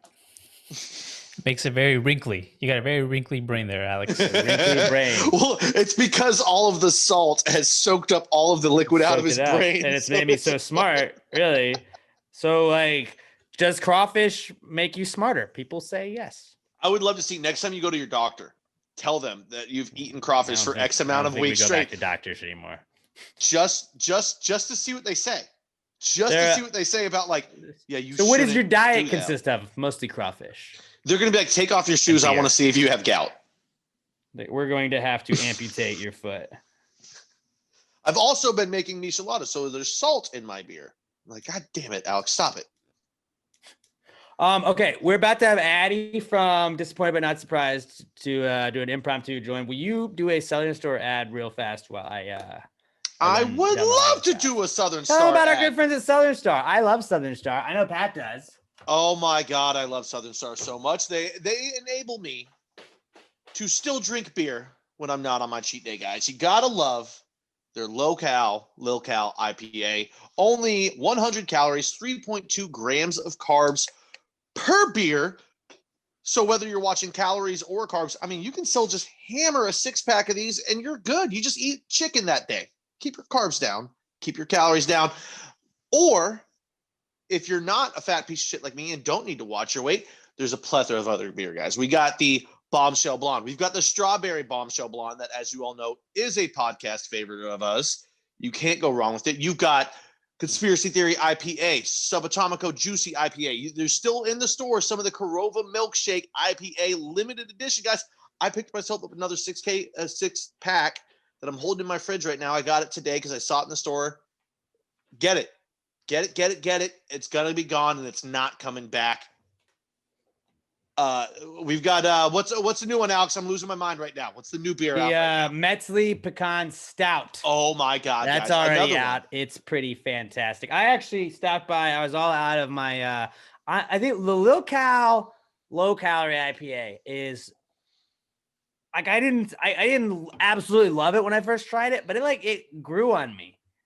Bro, it's a fucking badass beer. Like it's maybe my go-to right now. Like obviously Strawberry Bombshell Blonde and the Southern Brunch are my like 1 and 2. But like as of late, I've just been having a hankering for the Lil Cal low calorie IPA. And it's like, oh, well, it's low calorie. Like this isn't even like I'm drinking a beer.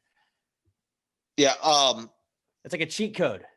Except for the Korova that I bought today, just because I was afraid, because I was like, I don't know. I haven't bought any other beer in the last 4 weeks other than the Lil Cal. It's fucking amazing. It's not, and you think, oh, it's a low carb, low calorie beer. You know, it's going to be a little bit bland because they got to take somehow they took stuff out of it and didn't like sacrifice any flavor whatsoever. It makes no sense. They've defied science. That's why we love them. There's a science to beer and there's rules to beer, and they crumpled up the rules and just threw them out the window and said, fuck it. They make the rules. That's what they do make the rules. And you know what? That's why we're so stoked that at some point this year, there will be a Darling Like a Marlin ale that they make for us. And it's going to be phenomenal. And I know that it'll probably be tap room only, but if you don't think I'm going to be at the tap room every day, you're crazy, because I'm going to be like, did you know this is like, I'm going to be the guy that's like, did you know that like this is our podcast beer? This is did you guys know this? Hey, what was that? Was that like, Alex, that was your Darling Like a Marlin? Like, oh, you're right. Pass the Gravy's beer. You're right. You guys get it. Please stop coming up to the brewery. You are annoying the customers. cannot We will- just force them to You're drink going to your beer. force us to sever the relationship. Come on, guys. But anyway, hey, guys, next Wednesday, if you're looking for something to do, they've got their putting league going on. Every other Wednesday, they got the Southern Star BC putting league. Not 100% sure what that is. Going to be honest Putting. with you. Like I assume, golf? yeah. I don't know if it's mini golf. I don't know if they're just setting up like a little random shit around the Sounds yard. like a putt-putt type situation. Perhaps. Sounds fun. You got beer and you got putt-putt. I mean, what's not to love? I can't think of anything that's not to love out of all of that.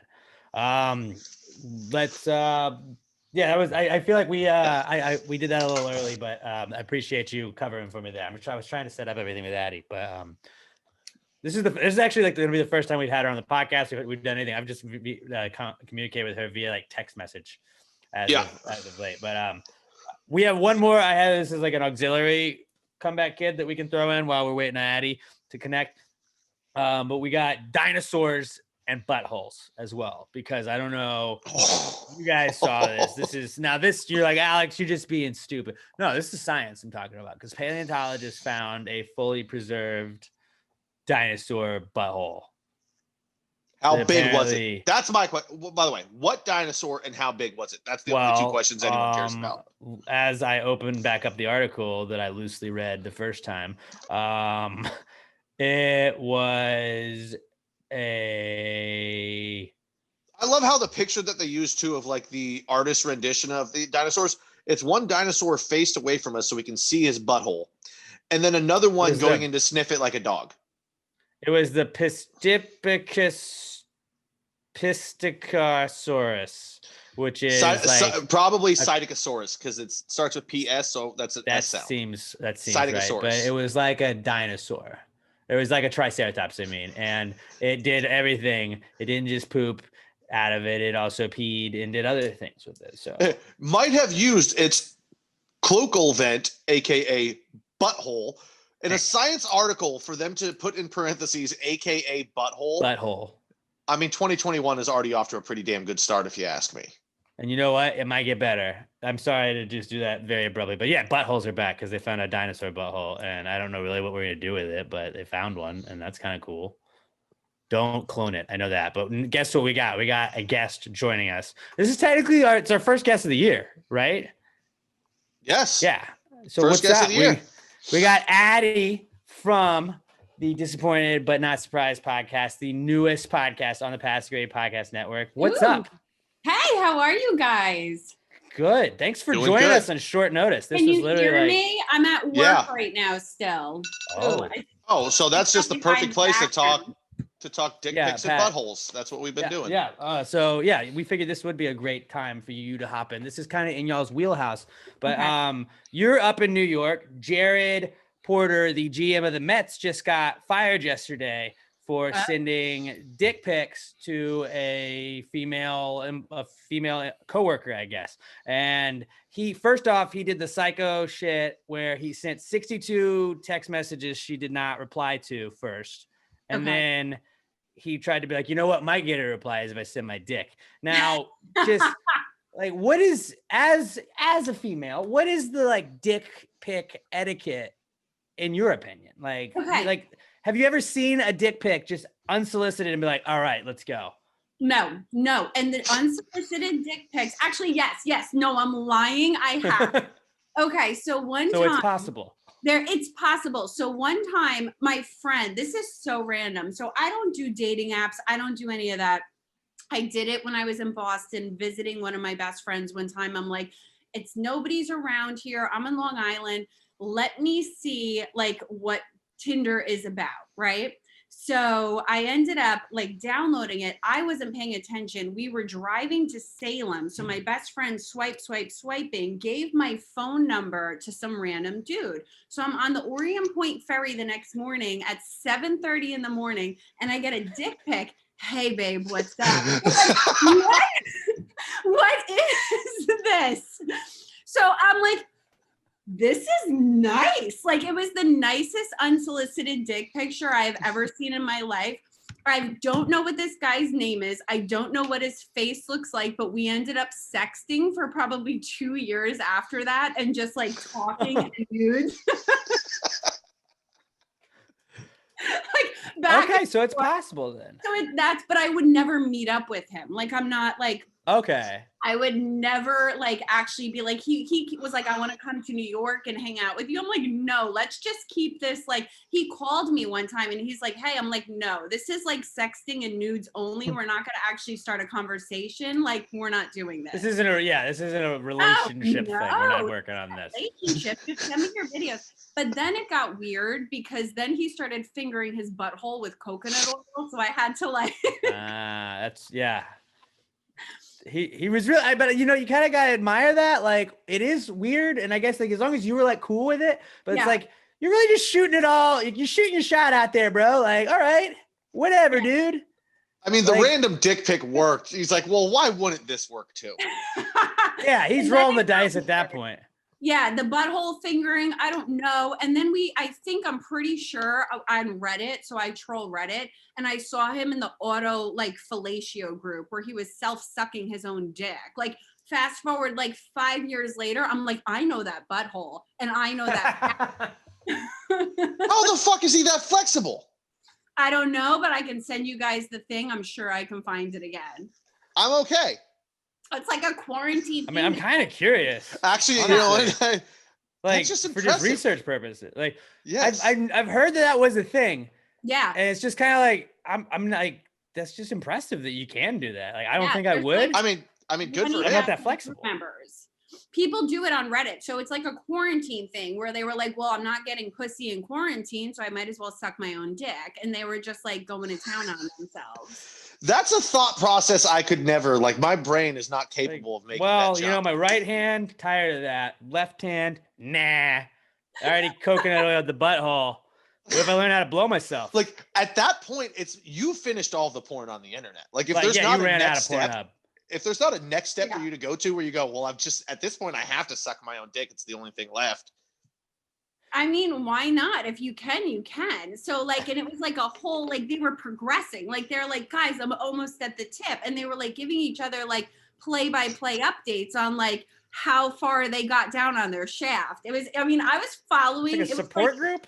Yeah, it's an auto fellatio. It's on Reddit. There's like 50,000 members in this group, and then they all share like and send videos of themselves self-sucking. So the butthole guy from Boston, I'm pretty sure he was on there because it was the same butthole, same leather couch, same thighs. I don't know what his face looks like. I never saw the guy's face, but I'm like, I know that dick and that asshole. So that's the only time that it like semi worked. But unsolicited dick pictures don't work. They don't work. I mean, I've gotten so many, and what I do, I'm an asshole. So I'll take their phone number and I'll like put them on Craigslist in like the male searching for male activity partners section, just like as a rebuttal. I mean, like, that's the appropriate thing to do.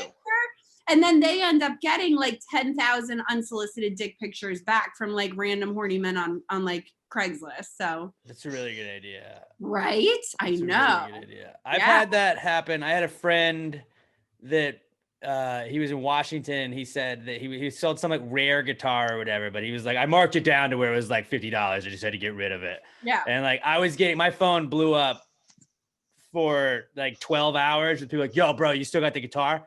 And I was like, I have no idea. Like, I had no idea what was going on. He didn't tell me he was doing this. But like, I would imagine though, if it was just unsolicited dick pics, that must have been a nightmare day.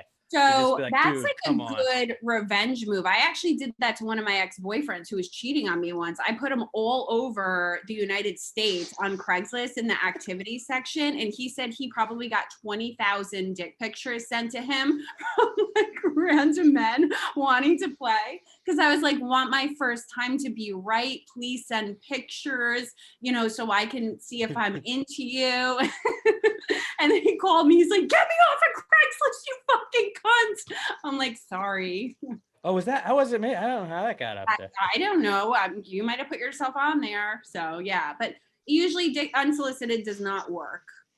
So like, because in Texas, it's illegal for you to do that, to send an unsolicited one. Like they can, I don't know if you just call the police, like, hey, somebody sent me a penis, arrest it. Like, I don't know how that works. How to go about it. I just know that was like a new law that they passed fairly recently. But like, just the idea that like we were talking about earlier, which I was like, well, the girls from Disappointed But Not Surprised would know, is just like, that is a weird thing that like I feel like a lot of dudes seem to go to from all these stories we've heard as of late in like the Me Too movement and all that, where it's like, all right, well, she doesn't like me. She's probably not responding. She's not responding to anything I said. Like, you know what's gonna get her attention? A dick picture. Is probably This my hog. subpar dick. A dick picture. But let me tell you something. You do it the reversal way and it works. Like my ex-boyfriend would be so mad at me. He wouldn't talk to me for like a week. Like I did something and he was pissed. I'd send him a picture of my tits like, babe, I'm sorry. Sure as shit, it worked. I was like, okay. Yes, because we're fucking cavemen and we're idiots. We're very simple. We're very simple people.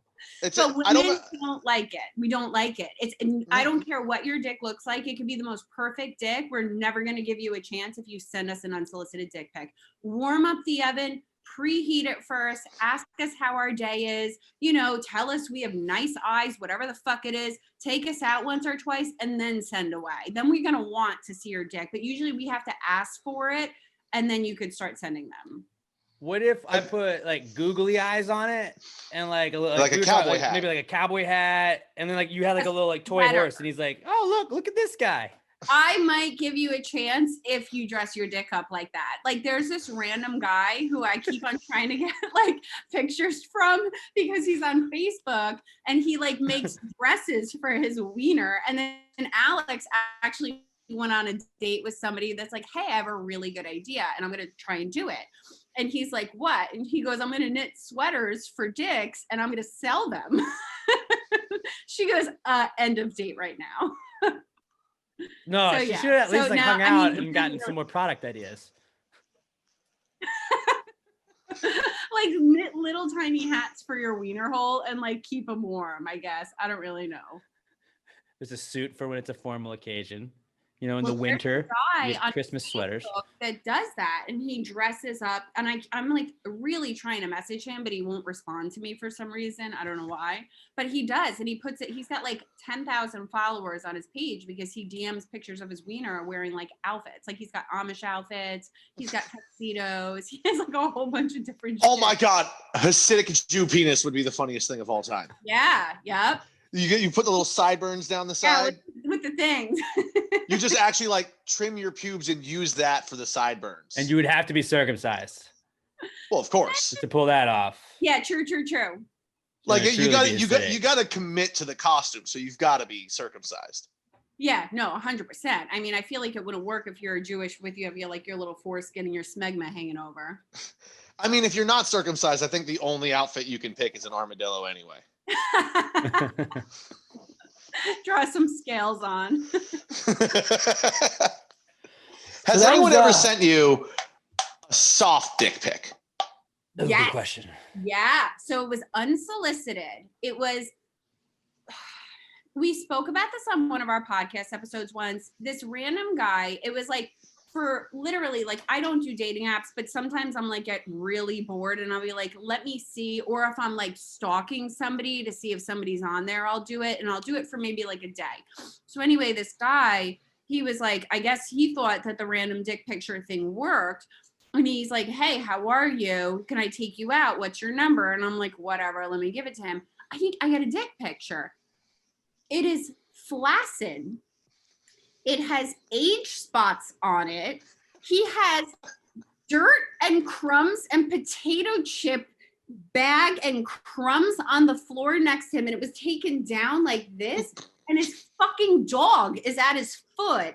And the carpet is like stained. I have never been so grossed out on my life.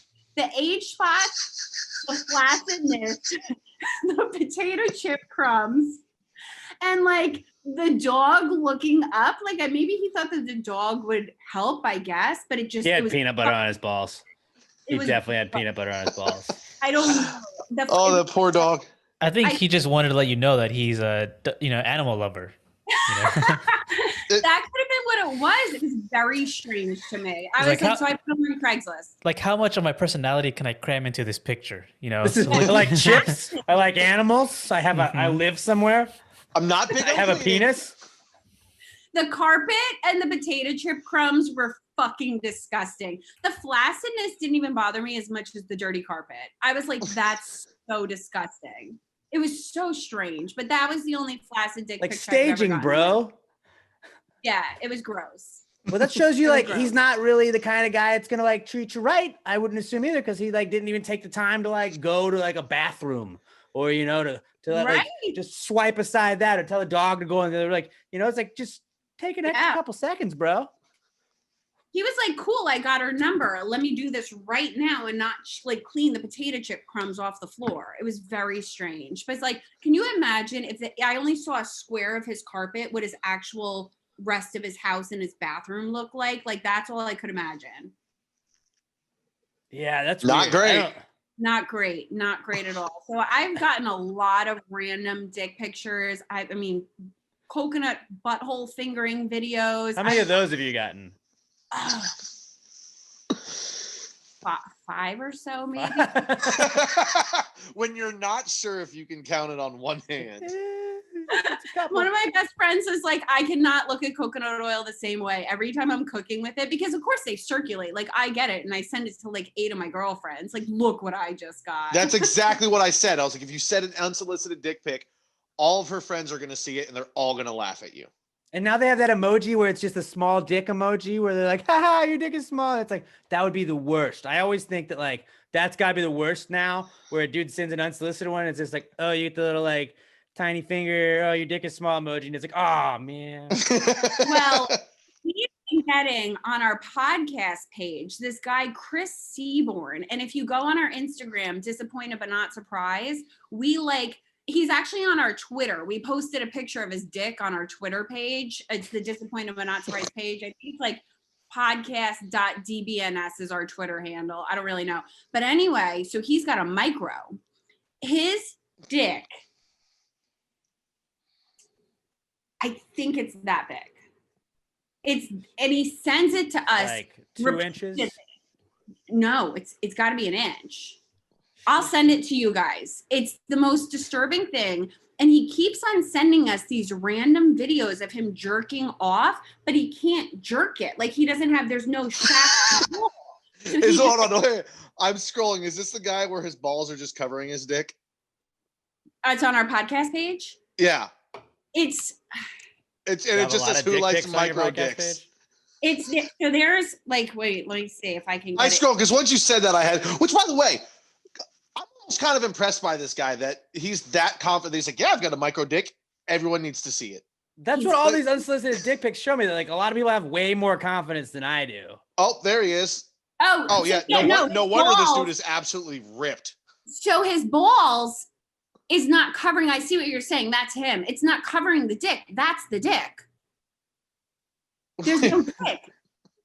There's no dick. That's the dick. Well, I mean, his balls are up in this. They're like on his stomach. So that's what Yeah, but there's no dick. That's what I'm saying. Like, it's that tiny. I'm looking at the same picture. If you keep scrolling down a little more, we have another picture. No, I saw that one. That's why I said, of course, this dude is absolutely ripped, because at that point, you gotta be.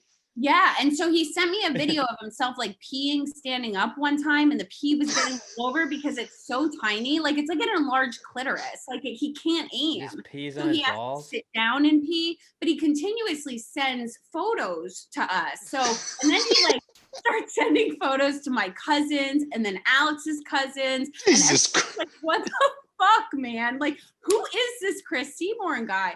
So he likes the humiliation aspect of it. So we say that to him. We're like, we didn't have our bifocals on. Send it again. Like, let me get my magnifying glass. So it's very strange. And he continuously sends us micro wiener photos and like the pinching, like the jerking off videos too. Like, we've all learned a lot. Well, that's nice of you to just at least help him with the humiliation. Yeah. And He's You put enjoying him it. on blast. People are like, you're so mean. You put him on blast. We're like, no, sweetheart. He DMs us. He wants that. He wants it. He goes, you didn't tell anybody I have a micro, did you? And we're like, of course we did. He goes, okay, good. Like, he loves it. Yeah. He's like, you can tell people if you want. And we're like, Seaborn, we're putting you on blast. it's not only did he say you can, but anyone that sends an unsolicited dick pic, I mean, you deserve to be put on blast regardless. Right. And then it's like he doesn't just send it to me and Alex. Then he starts going through our friends list, which is the craziest thing on Instagram. Like he follows us both on Insta or the podcast page, and he'll start looking at the female followers and he just jumps right into their DMs with no shame. Like, hey, you know Addie and Alex, do you want to see my micro dick? And then he just sends the dick. Like it's the weirdest thing. This dude's gonna get arrested. Yeah, He doesn't live in Texas, so he can't. I mean, if he sends it to someone in Texas, I'm sure we could prosecute. So he lives in the UK. So if he sends something in the there's UK, no laws there. Yeah. But honestly, it's so like entertaining. I don't think anybody would press charges. Like I mean, it's true. There's nothing to see. He doesn't even have like a dick. It's just It's like not threatening. No, it's very non-threatening. It's not my thumb is probably twice the size of his actual dick. That's pretty crazy. Wait, so have you guys ever sent unsolicited dick pictures? Now I have. No. I was saying before, like when we were talking about it earlier, before we got the idea to call you, I was saying if you were like just send like what is the last body part you would ever want to send to anybody? I was like, that's like the thing I'm like the least proud of on me. So like no. You don't send dick pictures to your girlfriends. No, I live with her, so like. Well, at that point, is it unsolicited? What? A girlfriend's not unsolicited. I used to like beg one of my exes to send. Oh no, she's Now, not. Also, never a dick pic, but to my group chat, I've sent pictures, like many pictures of my balls. Well, that's to the boys. Because that's just like fun. Just boys always share pictures of their balls. Yeah, it's just a guy thing. Yeah, my Guys being brother dudes. does that. He goes, I just showed my friends pictures of my taint. I'm like, okay. Ooh, I've never thing. done. I think I've never done the taint. Yeah, my brother does the taint all the time. I need to step up the game. No, Yeah. I mean, there's people in my group chat that like. I mean, if it's a boys' weekend, I'll see their dick more than mine. We've got some fucking weird dudes in there, but so like I'll see their dick in the group chat all the time. But I keep it to the balls. I like to keep a little mystery with the boys. All right. You don't do the But full taint. set. But I think taint. That's the next one. Taint's the next way. When we're done here, I'm gonna send them a picture of my fucking taint. So there was this weird guy that like wouldn't leave me alone, and he was like hitting me up, but I kind of knew him from work because he did like photography for dealerships. Right now I'm in the auto industry, so it's Christmas, and he hits me up on WhatsApp. He's like, "Merry Christmas." I don't answer because I could give two fucks about this guy. And then he goes to my Instagram DM. She's Jewish. Merry Christmas. I don't answer. He was Jewish. So then he goes to my text. He goes, "Hey, Merry Christmas." My brother's like, "I'll handle this." My brother goes into the bathroom, takes a picture of his taint from my own phone, sends it to this dude. The dude put up the block so fucking fast. It's not even funny. I got blocked on Instagram from this guy, Snapchat, WhatsApp, cell phone. Like he blocked me on every aspect. So guys love sending taint pictures, my brother included. I hope he deleted it after so that your brother's taint wasn't on your phone where you might accidentally see or it. just save it so you can send it to anybody else that does that. But then you've got your brother's taint is still, it's in the text message that he sent the guy. So I've definitely seen my brother's taint. Oh God, that's one side I would never want to see. My brother's very hairy. So hairy. I was like, oh my God, this is disgusting. I mean, my brother's like Robin Williams hairy, so I can only imagine the mess that his butthole is. Yep. He goes, "Well, I fixed the problem for you." I'm like, "Thanks, Connor D." Like, I mean, as a brother, you're supposed to help your sister, but I don't want to see your taint. Sending taint pictures. I have a very weird family where that just didn't faze me at all. I was like, "Yep, that's my brother's taint. It is what it is." I mean, I don't want to see it. It wouldn't faze me because, yeah, I mean, my family's pretty fucked up too, but if my brother ever, like, if I walked into it, like, he's got me with a goat, like from waiting and shit. Like when we were in high school, you bend over. Yeah, that's all happened. But if I just like walked in the room and my brother was spread eagle and I saw his taint, I might need therapy on that one. Some coconut oil out. Oh God! See, the fucked up thing is I've got that in the kitchen. I'll never look at it the same again now. Like that coconut oil is fucked for me. My girlfriends literally will be like cooking and they'll send me a video like, "I can't even cook with this right now." Like they're like, "Ah." God damn it. Well, thank you. The weirdest like that. I feel like we've all learned a lot today from this interaction. Like, you know, Yeah. it just started with like, hey, don't send unsolicited dick pics, guys. Yeah. You know, but it does work occasionally sometimes. But I never wanted to meet up with the guy, but it was just, So I mean, not yeah. long term. Yeah. But he definitely has a lot of my nudes. So he has my butthole pictures. I have his butthole pictures. And I guess it's like, you know, it worked for him for a little bit. There you go. It's a fair trade. Yeah. Yeah, it's a fair trade. So it's one No- for 10,000. Yeah. He doesn't know what I look like to this day. I don't even know his name. He was just my mystery sexting man from Boston, and we're gonna keep it that way. That's the way to do it. Disappointed but not surprised podcast, newest podcast on the Pass Great Podcast Network with Addie and Alex. You guys got a new episode on y'all recorded Sunday? We did. We're actually gonna launch it on. I have been so busy that I have not edited yet. I'm the worst with that, just because my life is nuts. It should be out probably on Monday. All right. And if you guys haven't checked it out, go listen to it. You can listen to it Spotify, iTunes, pretty much everywhere you listen to podcasts. Yep. And go follow him on Twitter. Instagram, I know is disappointed but not surprised. You said it was Podcast DB. And podcast.dbns on Twitter. You can just find us through Disappointed But Not Surprised. And Facebook, it's Disappointed But Not Surprised Pod. We're kind of all over the map with it. So Easiest way on Twitter, if you can't remember that, at PTGPN, Pass Great Podcast Network, where we retweeting all of their stuff. So go and follow that. Then you can follow them via that. But check out them, go subscribe to them, leave them a 5-star review, let them know the Gravy Gang sent you. Yay! And we will have to have you guys on for a full episode. We'll have you and Alex on. we would hopefully love pretty that. soon. Anytime you want us, let us know and we'll jump on with you guys. All right. Appreciate you hopping on such short notice, especially. All right. good. All good. Thanks for having me. I'll see you guys soon. All right. Bye. Take care. Bye. Or guys, if it's easier, I'm sharing their pin tweet right now too. So There that'll we make go. it yeah, I just shared their pin tweet too, guys. So that'll make it easy. There's like 5 different ways to find them now.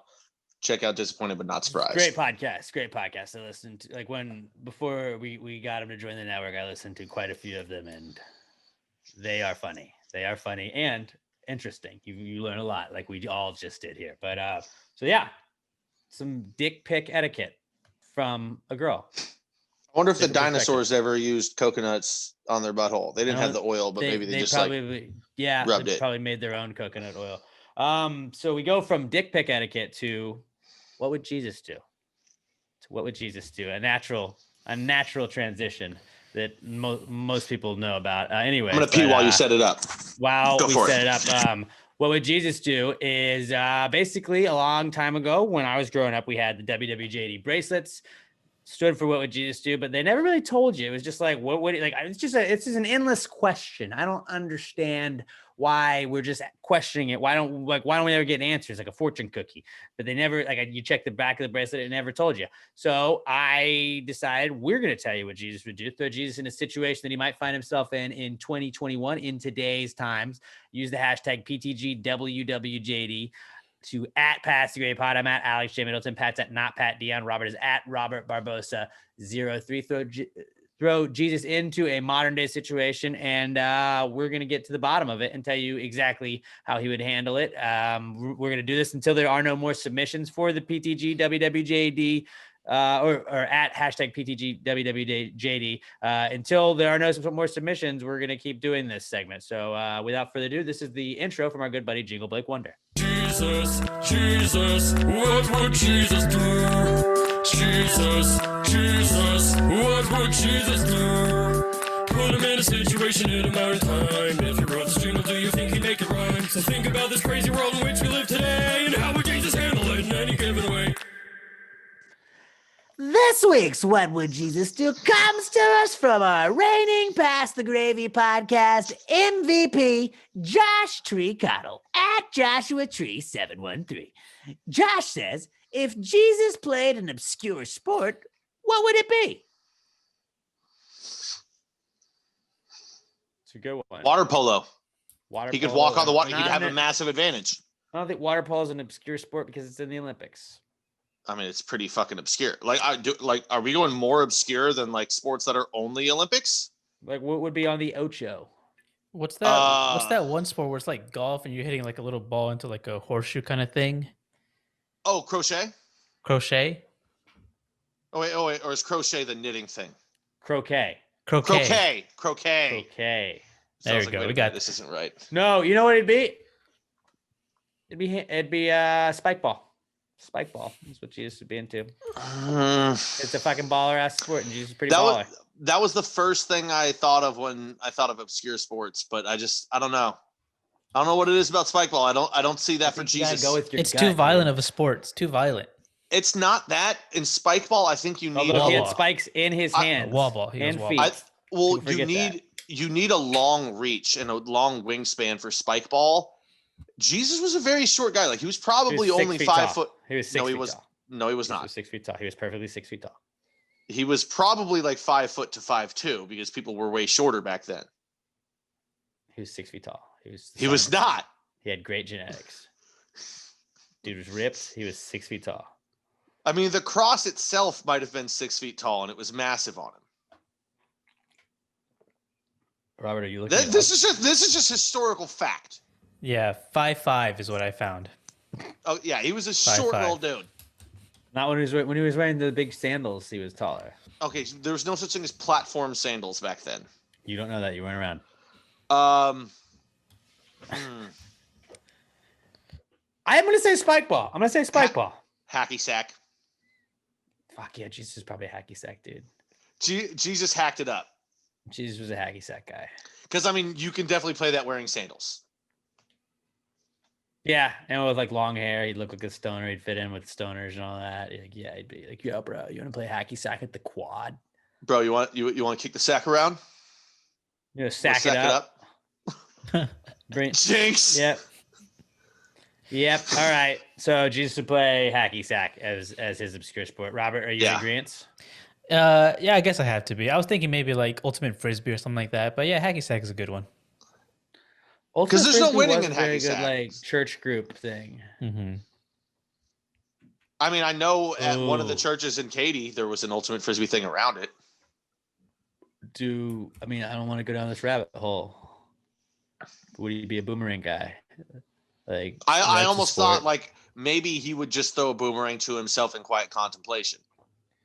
But I think hacky sack is the thing because it's we're gonna go hacky sack. A boomerang you can't like it's a one person thing.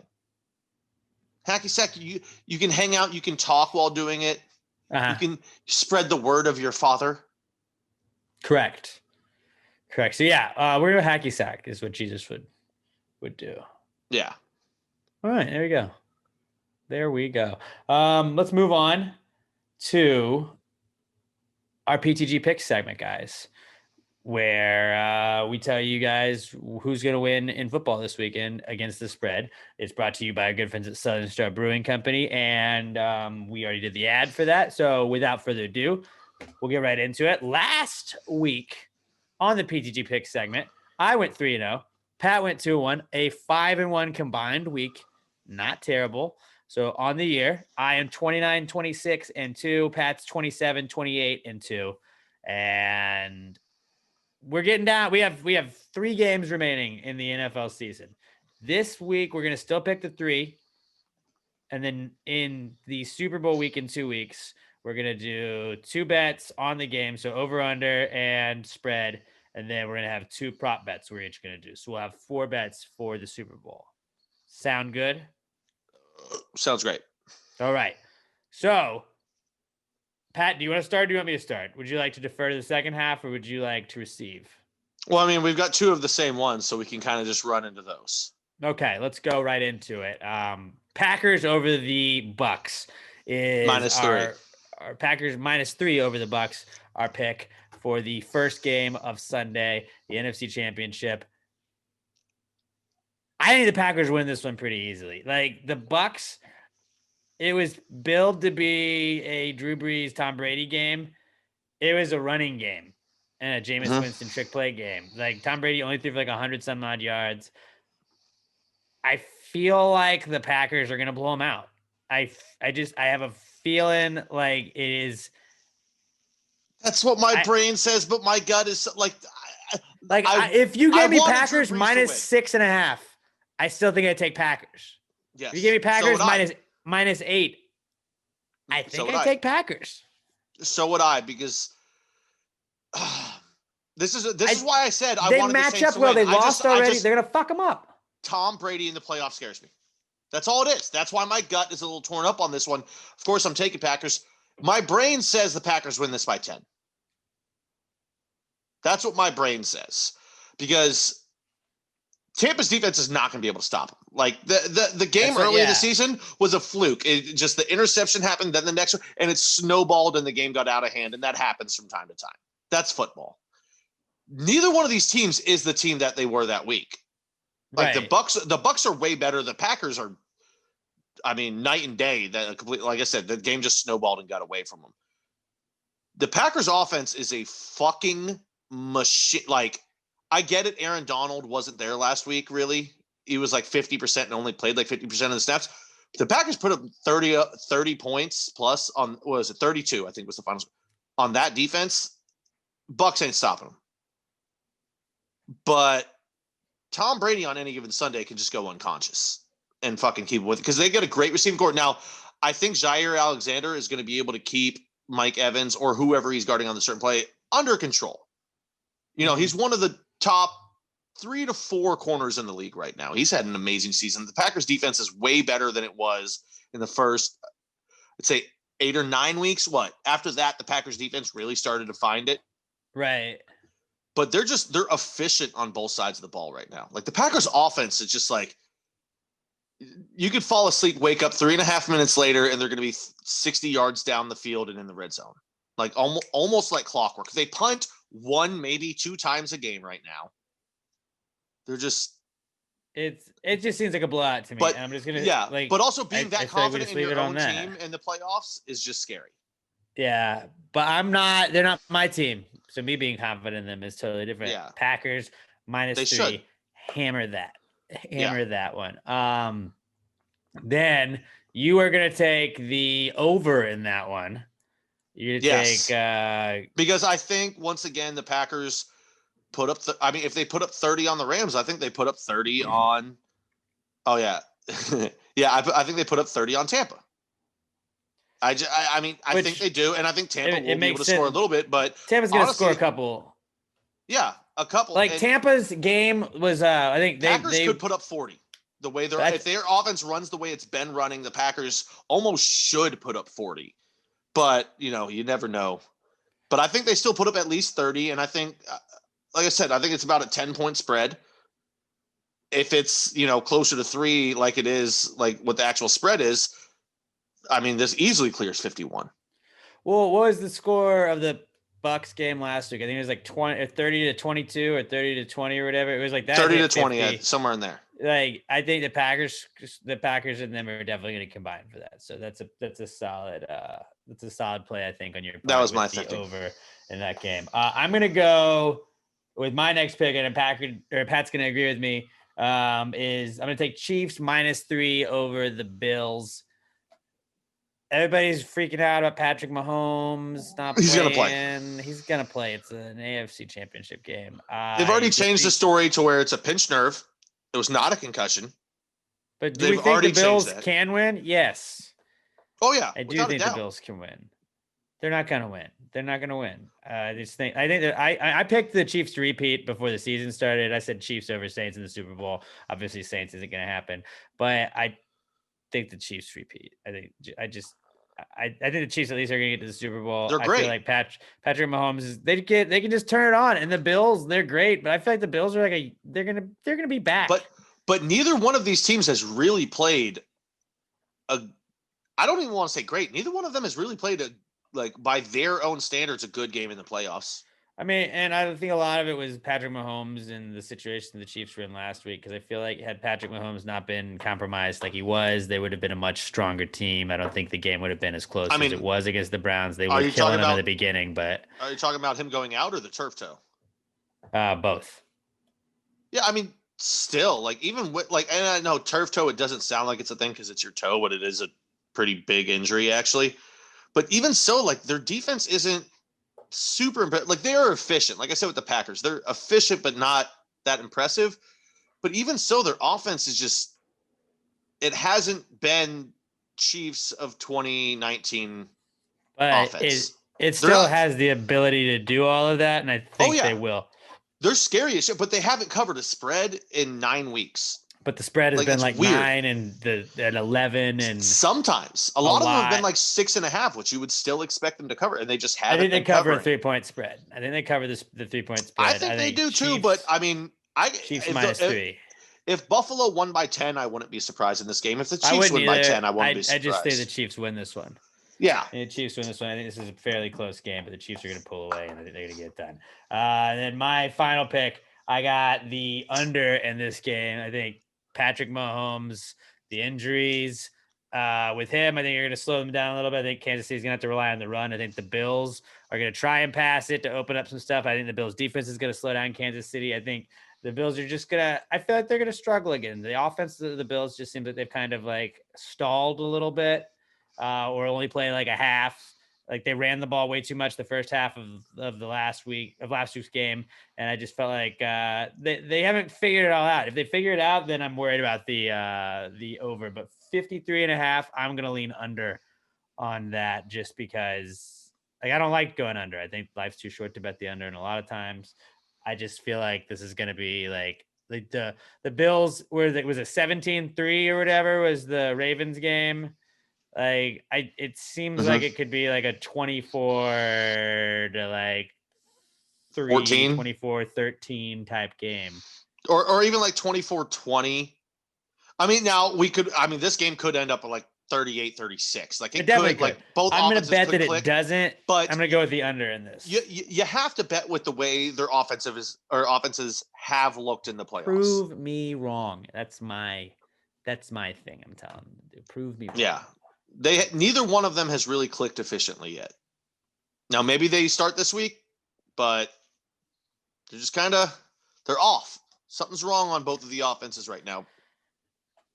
So to recap our picks for the conference championship round of the playoffs, Pat's got Packers -3 over the Bucks, Packers and Bucks over 51, and the Chiefs -3 over the Bills. I've got Packers -3 over the Bucks, Chiefs -3 over the Bills, and Bills Chiefs under 53.5. We'll see how this turns out this weekend. Let's move on to the not cool segment.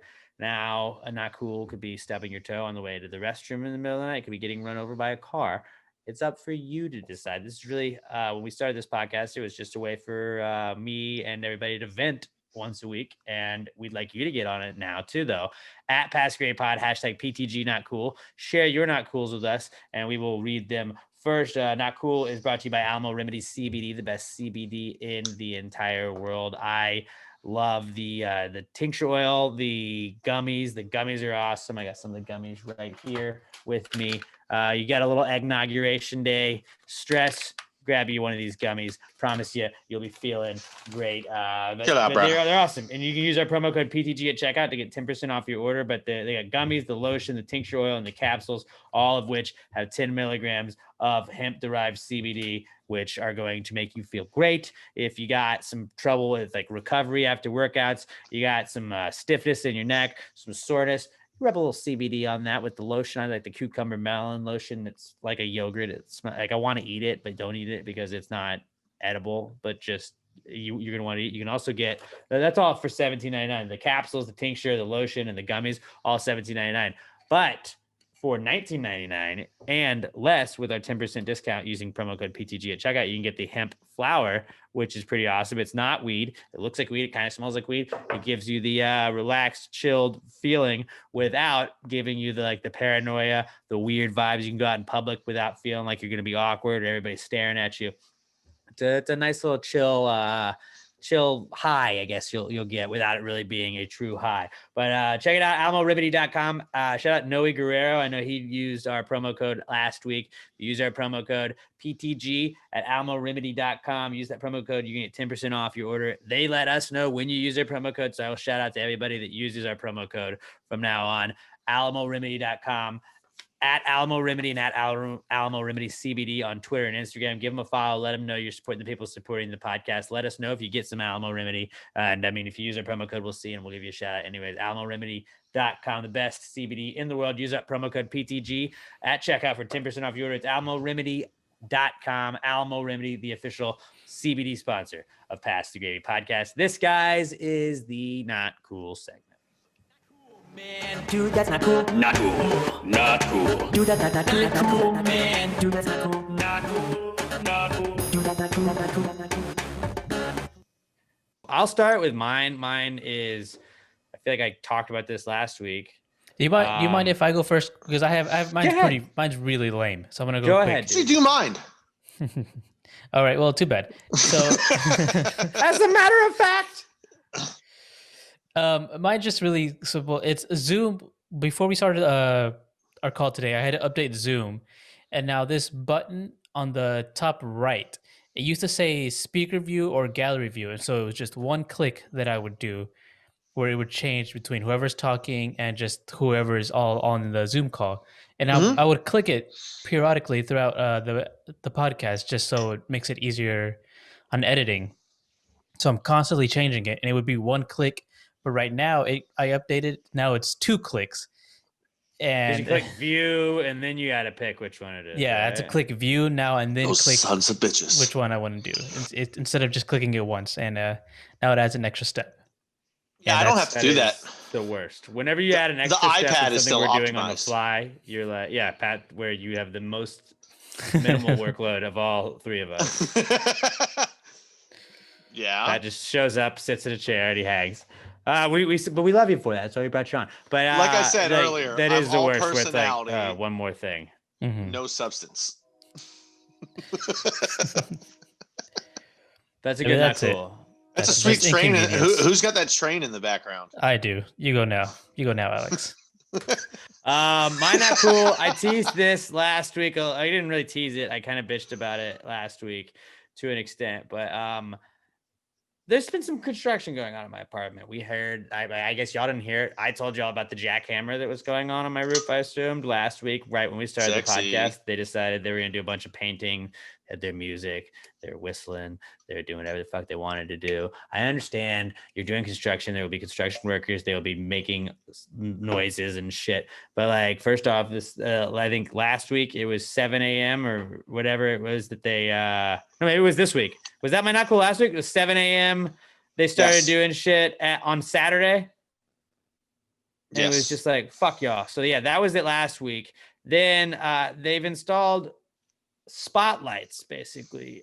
We had these regular, just like in our walkway when you leave the apartment, it was just normal lights, like a normal light that a hallway would have. Just a regular light. Well, they decided, you know what? They might not have been able to see it all.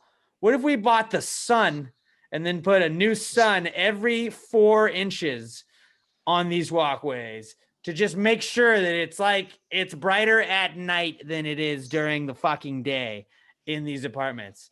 And so they bought those lights. It's the worst. It's the absolute worst. I have woken up 3 times since they've installed these lights where I wake up at 3:30. I have woken up and looked over, like I look at you can see like the light shining into my window, and I'm like, oh fuck, did I oversleep? Did my alarm not go? Like I freak out thinking I'm late for work because it's like the fucking sun's out. It's as bright as the goddamn sun, man. It looks like it's just a fucking afternoon and the sun is shining through the blinds, and they're with the blinds closed. And it's like, well, Alex, just buy blackout curtains. I didn't ask for that. You can't just install spotlights and expect me to have to fucking foot the bill for fucking blackout curtains. I'm not fucking doing that. Not like, why would you think like, hey, we should just get the sun and put it in here, and that'll be bright. It's like, I understand safety to an extent, but what the fuck? So every morning on my way to work, I've been calling in and just leaving a message on the front office. And it's just like, hey man, I'm going to call and I'm going to complain. I don't think it's going to change anything, but I'm going to complain every fucking day because that means somebody's going to have to come and check my message. And eventually they're going to have to answer you. Like, have they not answered you? How many days have you been calling? Today is Wednesday. So this is day 3. Today it was a new week thing I started doing. And then it's like, I don't want to be a review guy, but like, I also kind of I'm thinking about threatening. Like, I'm not gonna like. You're not gonna be. I'm on Past the Grady podcast. Blah blah blah. We're gonna Tomorrow- ruin you. But like, I'm going to just create a different account every single day and leave a poor like a 1-star review on a different a different apartment site. I could do that. You don't want to be that guy though, because you do like I the don't wanna apartment be. complex overall. I do, except for the fucking new people that bought it and are ruining everything. Like, get the fuck out, man. Just I don't want paint. I don't want new paint. I don't want fucking spotlights. I don't want little baby suns shining into my room at all hours of the night. It looks like it's fucking daylight right now. What It's you do bullshit. is tomorrow morning when you call in, start off with, hey, this is Alex again, day 4 and no response. Find it kind of weird that I've called 3 days in a row, now 4, and you guys have not responded to me. This is going to keep going on. I'll start showing up. No. And then tell them a little story. Oh, hold on. I was going to get to that. I was going to say, then over the message, tell them a little story about your last apartment and how you get off early in the day and you can sit outside and push people away and tell them not to rent there. But also, I was going to say, yeah, just when you wake up at 3:20 instead of 3:30, and just every morning get a screwdriver out, unhinge the bowl or the casing, and then just take the bulb out every day. Just take it out and like never bring it back. And then when they do it, yeah, I saw this guy. He was just unscrewing them and he ran off. It's crazy. That it was just right by my apartment. Yeah, just do that. But it's like I do know, like the panic when you wake up and I think that I've overslept and it's like I just lost my job. Oh no, I've had that multiple times in the last week. Just because I thought it was daylight when I looked outside because there's stupid fucking lights. I hate it. It's so dumb. I had posted a picture of it on Instagram to my like my story, and everybody's like, it looks like a fucking prison. I was like, you're right. It does look like a prison now. It does look like a prison because they probably bought prison lights because they got a discount on it because they're fucking cheap. So fuck them. All right, lights. These new lights, fucking stupid. I hate them. That's my not cool. Sorry, bud. That's rough. Thank you. It's a very tough time. All right, mine. I've got a little bit of a saga here for this week. So I guess Monday night, I'm driving home from work and my low tire pressure light comes on. Pretty close to home, so I just go, I'll just get home. I didn't want to stop. So I just said, fuck it, I'll deal with it when I get home. Or the next morning, I'll go take care of it. So Tuesday morning I wake up, I was like, you know what? I'll go take care of this at the Kroger because I got to get some groceries anyway. I want to buy some shit. I need some pork. I go and I get there and I swipe the card on the machine. And I get out and I look to my right, my back left tire, and I could kind of feel it driving to work. Driving there, which is only like a mile away from my house. But I was just like, it feels like it's driving a little weird. But like, I couldn't tell if it was just in my head or not. I get there, that tire's fucking flat. It was fucking like flat, like not to where like grinding rims, but like if I had gone much farther, it would have been close. So I'm like, God damn it. Now this machine's blaring in my fucking ear. I got to go get my jack out of the trunk. Luckily, I actually do have not just a spare tire, but another tire. Because the last time I got tires, I got 4, but one of them was still really good. So I just kept that in there. So like I've got a spare and a tire. So I was like, cool, I can just slap that bitch on and we're good to go. I take the time, slap that on, swipe the card again to make sure that there's air and it looks good. Light doesn't go off though. The check tire pressure sensor, whatever.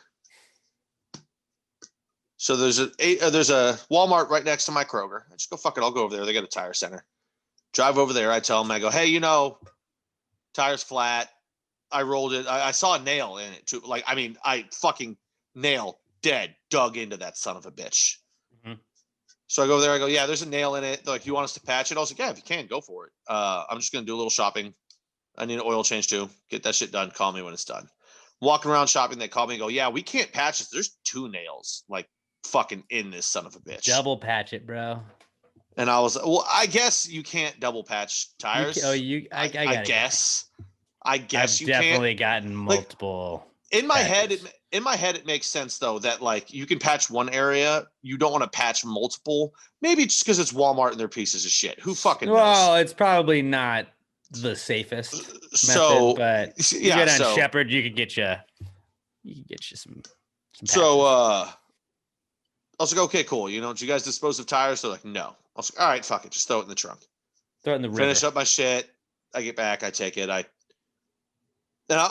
tell them, I was like, oh, you know, the tire pressure sensor light's still on. Can you guys just like, you know, check the tires, make sure they're good, and then shut off the sensor or whatever? I get back in the car, I start to drive away, I realize it's still on. I was like, these motherfuckers didn't. God damn it. All right. Fuck them. So I go to work Tuesday night because I know there's tire and like air in all the tires. I was like, maybe the thing that I went to, maybe it was off. So like when I filled it to 32, maybe it only filled it to like 28, and that's why it shows low. But so I go to work Tuesday night. I come home this morning. I go drive to Firestone, take it in, and I tell them the whole story. I'm like, yeah, you know, it's doing this. I think the sensor just needs to be reset, whatever, blah, blah, blah, blah, blah. They check it out and they go, well, actually, the sensor's like out. It needs to be replaced. We can replace it. It'll be like $120. I was like, yeah, no. It's like, no, fuck off. I know not that it doesn't mean anything now. Yeah, I was like, okay, now I was like, no. I was like, I'm just gonna go somewhere like I'll go to fucking Ace Auto Parts or whatever tomorrow, and I'll buy one of those like physical ones that you plug into it. And every week I'll just check my tires, make sure they're okay. I was like, this is fucking like, god damn it. Like, and I literally like finally, I think I talked about, maybe I didn't talk about this last week. Maybe it was a couple days after. The car is paid off now. Like it's done, like paid off. So no more money goes into it. No more money goes into it. And then this bullshit happens. I'm like, god damn it. Like, I'm actually going to Google it now and like look up what it costs to like buy the sensor and how difficult it is to like, because if it's something that I can just follow the YouTube light. instructions, just like take a hammer and hit the light to where the light stops working. I mean, it's not how, it isn't like a light, like it isn't a light bright where you just knock out one fucking thing. It's a, my work. no, paint it black. Paint over the light. Just get a piece of paper or duct tape and just cover the light up so you can't see it. But so I'm just therefore like, it doesn't work. Like for like 3 days in a row, there's something else just keeps happening. I'm like, god damn it. Like, come the fuck on. So like I looked up online like ways to like just reset the fucking system, which I'm actually gonna try later too. Just to you try putting your car in rust. It's like you turn your car, but not the engine on, but turn your car on 3 times. Then you hold down the brake for 2 seconds. Then you do it again, and like it sets your car, like, or at least for the Ford Fusion, into like learning mode or whatever the fuck the guy said. It's like then you could just press reset, just reset everything. I'm like, oh god damn it. Well, then I'll probably have to like reprogram my phone into Bluetooth and all that. And I'm just like, god damn it. Like, all this is a chore at that point. All this from a fucking just not like, why can't I just roll over one tire? Why do I have to get 2 tires in or 2 fucking nails embedded into my tire? Oh, and that was the other thing. So at Firestone, I fucking asked him, I'm like, hey, you know, do you guys dispose of tires? And they're like, yeah. So okay, cool. It's in my trunk. Get rid of the fucking tire. So afterwards, you know, after I left there, I went to HEB to buy some shit today because Walmart doesn't carry fucking Southern Star. So I was like, you motherfuckers. Fuck Walmart. Fuck Walmart, dude. Or at least, you know, the ones around me fucking don't. And they do, so I go there. Take that back. And I get my groceries. I go to put them in my trunk. Guess what's still in my fucking trunk? The goddamn tire.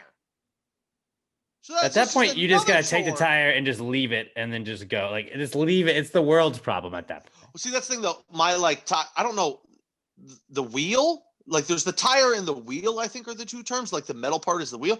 It still has my hubcap on it. So, like, all 3 of my tires have the forward hubcap, and then one of them is just a tire. Like, it doesn't have the hubcap on it. So, like, I don't know if I need to, like, I'll probably just hold on to it, and next time I get a tire, I'll be like, hey, slap it onto this wheel, motherfucker.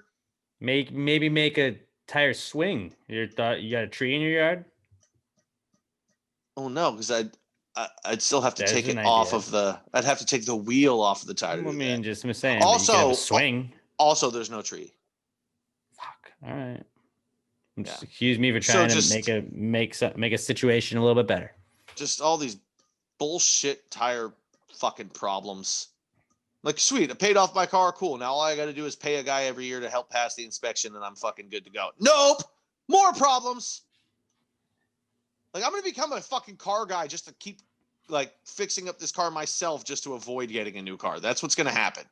I'm going to learn about cars because I'm so cheap. My old truck had, it was like an 89 Ranger, and the gas thing that, like, monitors, like, how much you got left until it's empty. Like, I guess it was like fucked up or whatever, and it didn't work anymore. They're like, oh yeah, it's gonna cost however this much was, and I was like, nope, we're just gonna hit the trip meter every single time we get gas, and around 250 miles, we're gonna start to get gas again. And then that was how I lived in that car. It was like, is it low? Yeah, we're about 230. We're probably gonna pull over and get some gas. Let's get some gas. And it was like, I would rather be full way more than I'm not full, but whatever. I was just like, we're not gonna modern problems need modern solutions. We got a trip meter, fix that problem right there. You go. So that's my not problems. Cool. That always sucks. You know what we're moving on to next, and you know what doesn't suck is Little M air fresheners, the best air fresheners in the entire world. Your car is smelly. Smelly cars got you down. Smelly house has you down. Well, no fear. Just go over to littlemshop.com, get some of the best air fresheners in the entire world. I promise you, you will not be disappointed if you're one of those sons of bitches that's driving around with one of those little motherfucking trees on your rearview mirror. Then just right now, safely, of course, take that tree off and just throw it in your passenger side floorboard, because we don't mess with Texas, so don't litter. Wait till you can throw it away. But then when you can safely do it, go to littlemshop.com, littlemshop.com, and order some of the best air fresheners in the world. I promise you, you will not be disappointed. You will love it. You will have the best time ever. Everybody was going to get into your car and then be like, hey, man, your car smells phenomenal. I promise you, you will love it. And I always tell you guys that my little hack, you throw one in the bottom of your trash can before, like in between the trash can and the bag you put in there. And then you get some stinky trash, you empty in the bag out and you're, oh, it smells like old chicken. No, not anymore. Now it smells fresh to death because you got the fresh to death scent from Little M air fresheners. I promise you, Little M air fresheners, the best air fresheners in the game. Go and support people supporting the podcast. Little M air fresheners, littlemshop.com, littlemshop.com. Follow them on Instagram at Little EM Shop and on Twitter at Little M Tweets. Little M air fresheners, the best air fresheners in the entire world, the official sponsor of the Answers segment. Now, if you got a question, there's no such thing as a stupid question. Just stupid people. Pat, I knew he was going to say it, but if you got a question that you're a little weirded out by asking, don't worry. We're a trust tree here. So hit us up at PassGrayPod. I'm at Alex J. Middleton. Pat's at Pat Dan. Robert's at Robert Barbosa03. Use the hashtag PTG Answers and send us any question you got. If you need it's some help with your love life, maybe you're wondering about dick pic etiquette. You should probably have been educated now, thanks to Addie coming on and helping us out. But if you have more questions, hit us up. PTG or hashtag PTG Answers at PassGrayPod. This is the Answers segment. Question. Why don't you just answer the question? Be honest, no big deal. Yeah, answer the question. Don't change the subject, just answer the fucking question.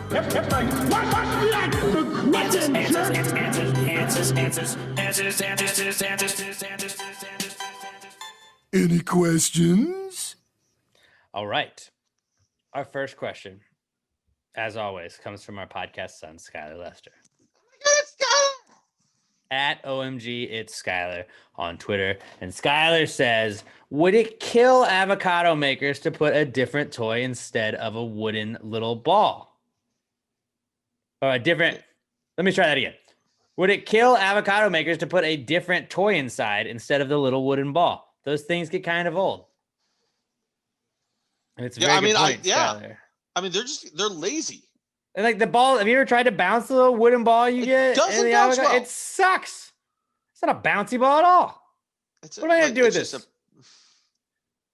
It's terrible. It's lazy. Like, this is why we need to come out with pass the gravy avocados. Pass the gravy cados. Like grave-acados. Grave-cados. So they're just avocados, but make that. We put a new toy. We put an actual just Super Ball in the middle of it.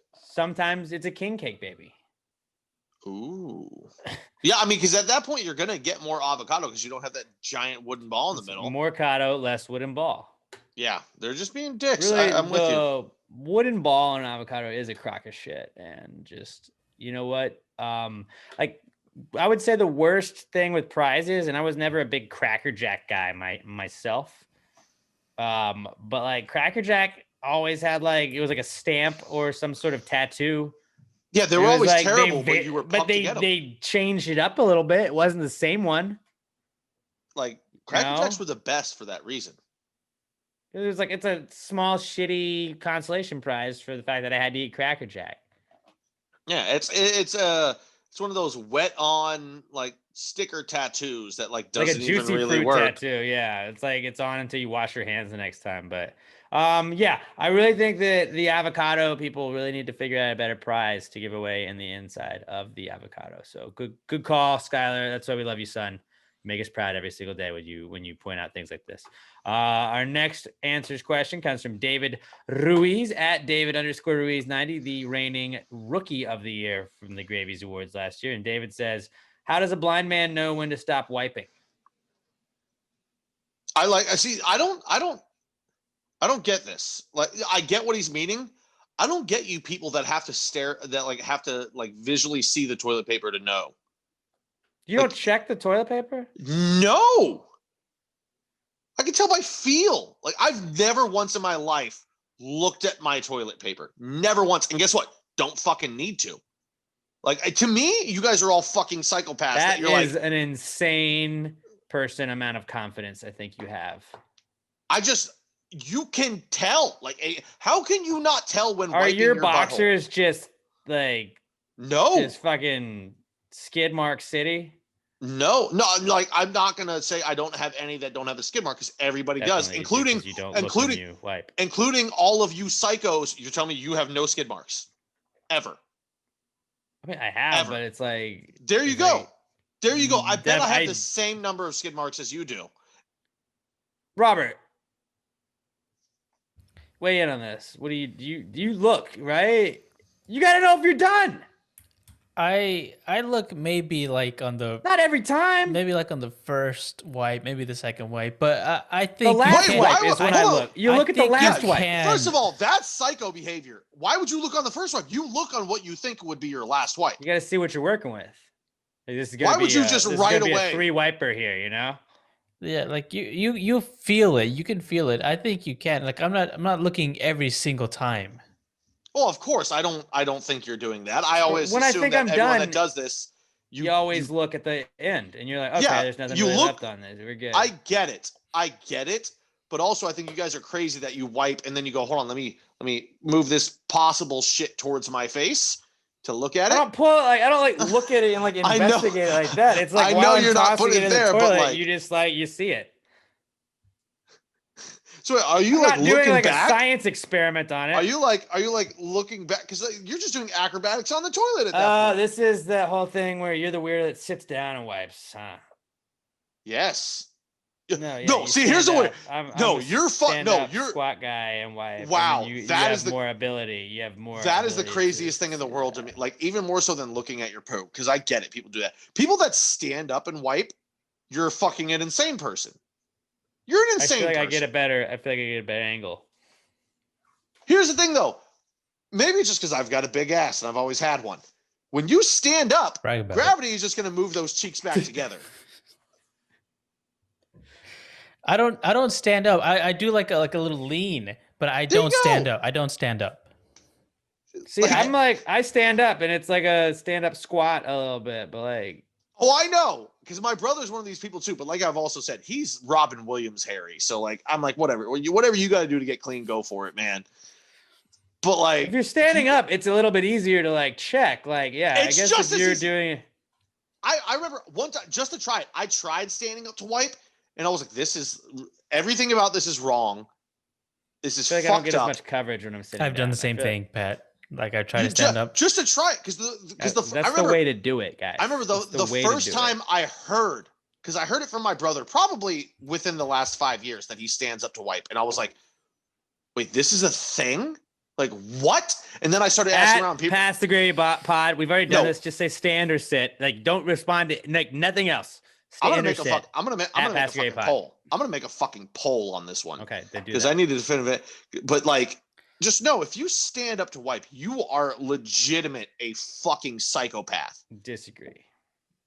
But I mean, also, I think you're a Disagree. psychopath if you look at your toilet. Like, I don't know how you guys just can't tell by feel. It's like you want the reassurance that I'm not just gonna have shit all in my body. Well, then okay, then just do more. Then just do one more wipe, dude. If your shits are so like in your butthole that like you can't feel when it's done, that you're like, oh, dude, I might have a fucking ass full of shit still. Then Jesus Christ, man, like you I just don't gotta want there change to up be your any- diet. Yet from time to time you still get a streak, don't you? Even when looking at it. No, it's usually like if I'm in a rush. You know. You're just everything about your life is. I think I'm right. Y'all are wrong. Regardless, I think by how does a blind man know when to stop wiping? I guess the blind man just has to. You just go with it. He's like me. He's an efficient pooper, and he's learned this You just skill. hope so. He's probably So got you a lot don't. of shit stains. So you in his don't. underwear. So you don't have to look at your own feces. The only time you should see your own shit is when you stand up to flush. Maybe, my friend. What's our next one? Sorry, I was in the middle of starting that fucking poll. But okay, the next one we have is from Fernando Ramon at Only Big Fern. Shouldn't you say behind your front? Isn't behind your back really just your front? No, because as long anything when you're looking forward, anything behind you is behind you. So your back is behind you, but behind your back is still back there. Your front is in front of your back is your front. No, your front is in front of your back. I think Fernando's right here. I think Fernando's onto something. So you think what's behind your back is in front of your back? Behind my back would be my front. No, like, your front. If you're looking at my back, what is behind my back? I can break this down for you from your point of view. If you're saying what is behind my back right now, personally, me behind my back is a lot of other is my picture of Wheezy, the picture of me, all the things on my wall. But like from your perspective, behind my back is my front. No, here's what it is: front and back are only relative to your own perspective. So like where your eyes are and what you're seeing, perspective. That is no, but there's to no yourself. Real right answer. Yeah, it's to each individual person. Front and back are only what you perceive. So your back is back there. In front of your back is your front, because that's the direction you're looking. That's your perception. The back of your front would be. The back of your front is your back, because it is in back of your front. Stabbed in the back. Behind your back, it is. Your back is behind my back. Your back isn't a direction in this sense. Your back is, the skin on the back side of your body. He's not wrong in that behind your back can also be your front. So I think we gotta allow this one. I think we gotta allow this. I get what you're saying. Behind your back could be your front. No, because this place. Behind and in front is a perception thing. Good place. And perception starts from what you can see and perceive. It's in front of you. Right, because behind your back is your front. No. If you're looking at me from the back. Like, okay, if you're looking at a wall and you said, what's behind that wall? It's like your perception of the wall. I am behind that wall as well. No, because your perception of the wall, what you can see is the front of that wall. What's behind it is what's on the other side. I'm looking at the back of the wall. So the back of the back of Only the wall. If you're on drugs. You can be looking at the backside of the building. I think I am the most sane one discussing this right now. Behind the ball, behind and in front are all about perception. You just don't want to open your mind to my. Oh, I think you don't want to open your mind because Fernando's opened your mind so much that you're a little scared right now that maybe mine got opened too much and it's just broken. my brain is so wrinkled that your smooth ass brain can't No, even you got comprehend the what I'm trying to throw down. smoothest brain, bro. My Bro, brain you has are- so many wrinkles in it right Bro, now, like dude. if I straight up I have the Hannibal Lectered you, wrinkliest brain. if I Hannibal Lectered you right now, your brain would look like bubble gum that's just pulled over someone's tongue. It'd be so smooth, dog. Like Disagree. you are Fernando, ridiculous. I think you're right. Robert, what say you? Yeah, I'm gonna go with Pat on this one. Fine, y'all are both wrong. Whatever. Because we are men of science. Mm-hmm. Y'all are both wrong. Moving on. Raimundo Benavides at Kmundo B, last year's Gravies Award winner for Man of the Year. Kmundo B says, if you drink too much whiskey and then throw it back up, does that make it a boomerang? Yes, it does. I've struggled with this all week. It goes down, Because- comes back up. It's a boomerang. Absolutely. Bada bing, bada boom, orang. I initially, when I read this, I said no, but I've come around to saying yes because what is one of like the main tenet that I have stuck to You have to about throw it it. being a boomerang? You have to throw it, and You you throw throw it it up. up. You throw it up, so that's And you I throw will these agree. shots down. You're throwing down some shots. You're throwing up. It's a throw and a throw. Boomerang. Especially Bada because I bing, do bada boom. tend to just do more shots now than just drinking straight out of the bottle to measure it. So, So, yes, absolutely. Yes. whiskey is a boomerang. Finally, we can agree on something. Finally. Talking about buttholes already, but Brett Brandon at Price of a ZJ on Twitter says, when you sit down on a toilet, are you connecting your butthole to a citywide network of buttholes? This is, of course, assuming you don't have a septic tank. And he really missed an opportunity for, instead of a citywide network of buttholes, it should have been a shitty-wide network of buttholes would have been another way to go about that. I'm going to say yes. I kind of think so. Like, really, like, all toilets are connected somehow, I've right? got another way to put this that I think you'll like. Are toilets just social networks for buttholes? Butthole social networks. Butthole social network. No. Yep. Toilets. Butthole book. Said Facebook.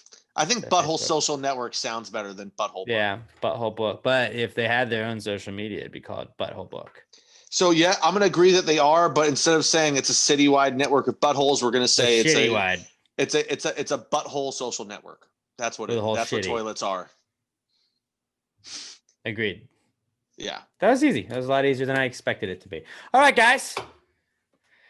That was one hell of an episode. I feel like we had a little bit of everything in it, whether it be dick pic etiquette, whether it be wrinkly brains, whether it be the Eggnoguration day. Paint pictures. I mean, like, really, you got a little bit of everything, okay? This is Pastor Gravy at its finest, and we love you guys. At Pastor Gravy Pod, at Alex J. Milton, at Not Pat Dan, at Robert Barbosa 03. Give us a follow. Go subscribe to our YouTube page, Pastor Gravy Podcast. Hit that like, hit that subscribe button. Go click on all of those. Subscribe to the podcast, iTunes, Spotify, iHeartRadio, wherever else you listen to podcasts. Share us with a friend. Hit that subscribe button. Unsubscribe, resubscribe, and then unsubscribe, and then resubscribe again. And make sure all your friends are subscribed to it as well. Give us a 5-star review on iTunes. Roast us in the comments. As long as you give us a 5-star review, we're going to give away a Gravies Award to the best podcast review at the end of the year, which is basically just best roast. Anybody got anything else? Packers, go Packers. Go Pack. And, Astros. Go Pack. Go Go Astros, Stros. who don't play, but I love you, Michael Brantley. I love you. there we go. And we love you guys. Have a good week. Be good to each other. Be cool this week, all right? This is a weird week. Be good to each other. And until we talk to you guys next time, pass the gravy. Yeah. Bitches! Gaslighter, denier, doing anything to get you as farther. We moved to California and we followed your dreams. I believed in the promises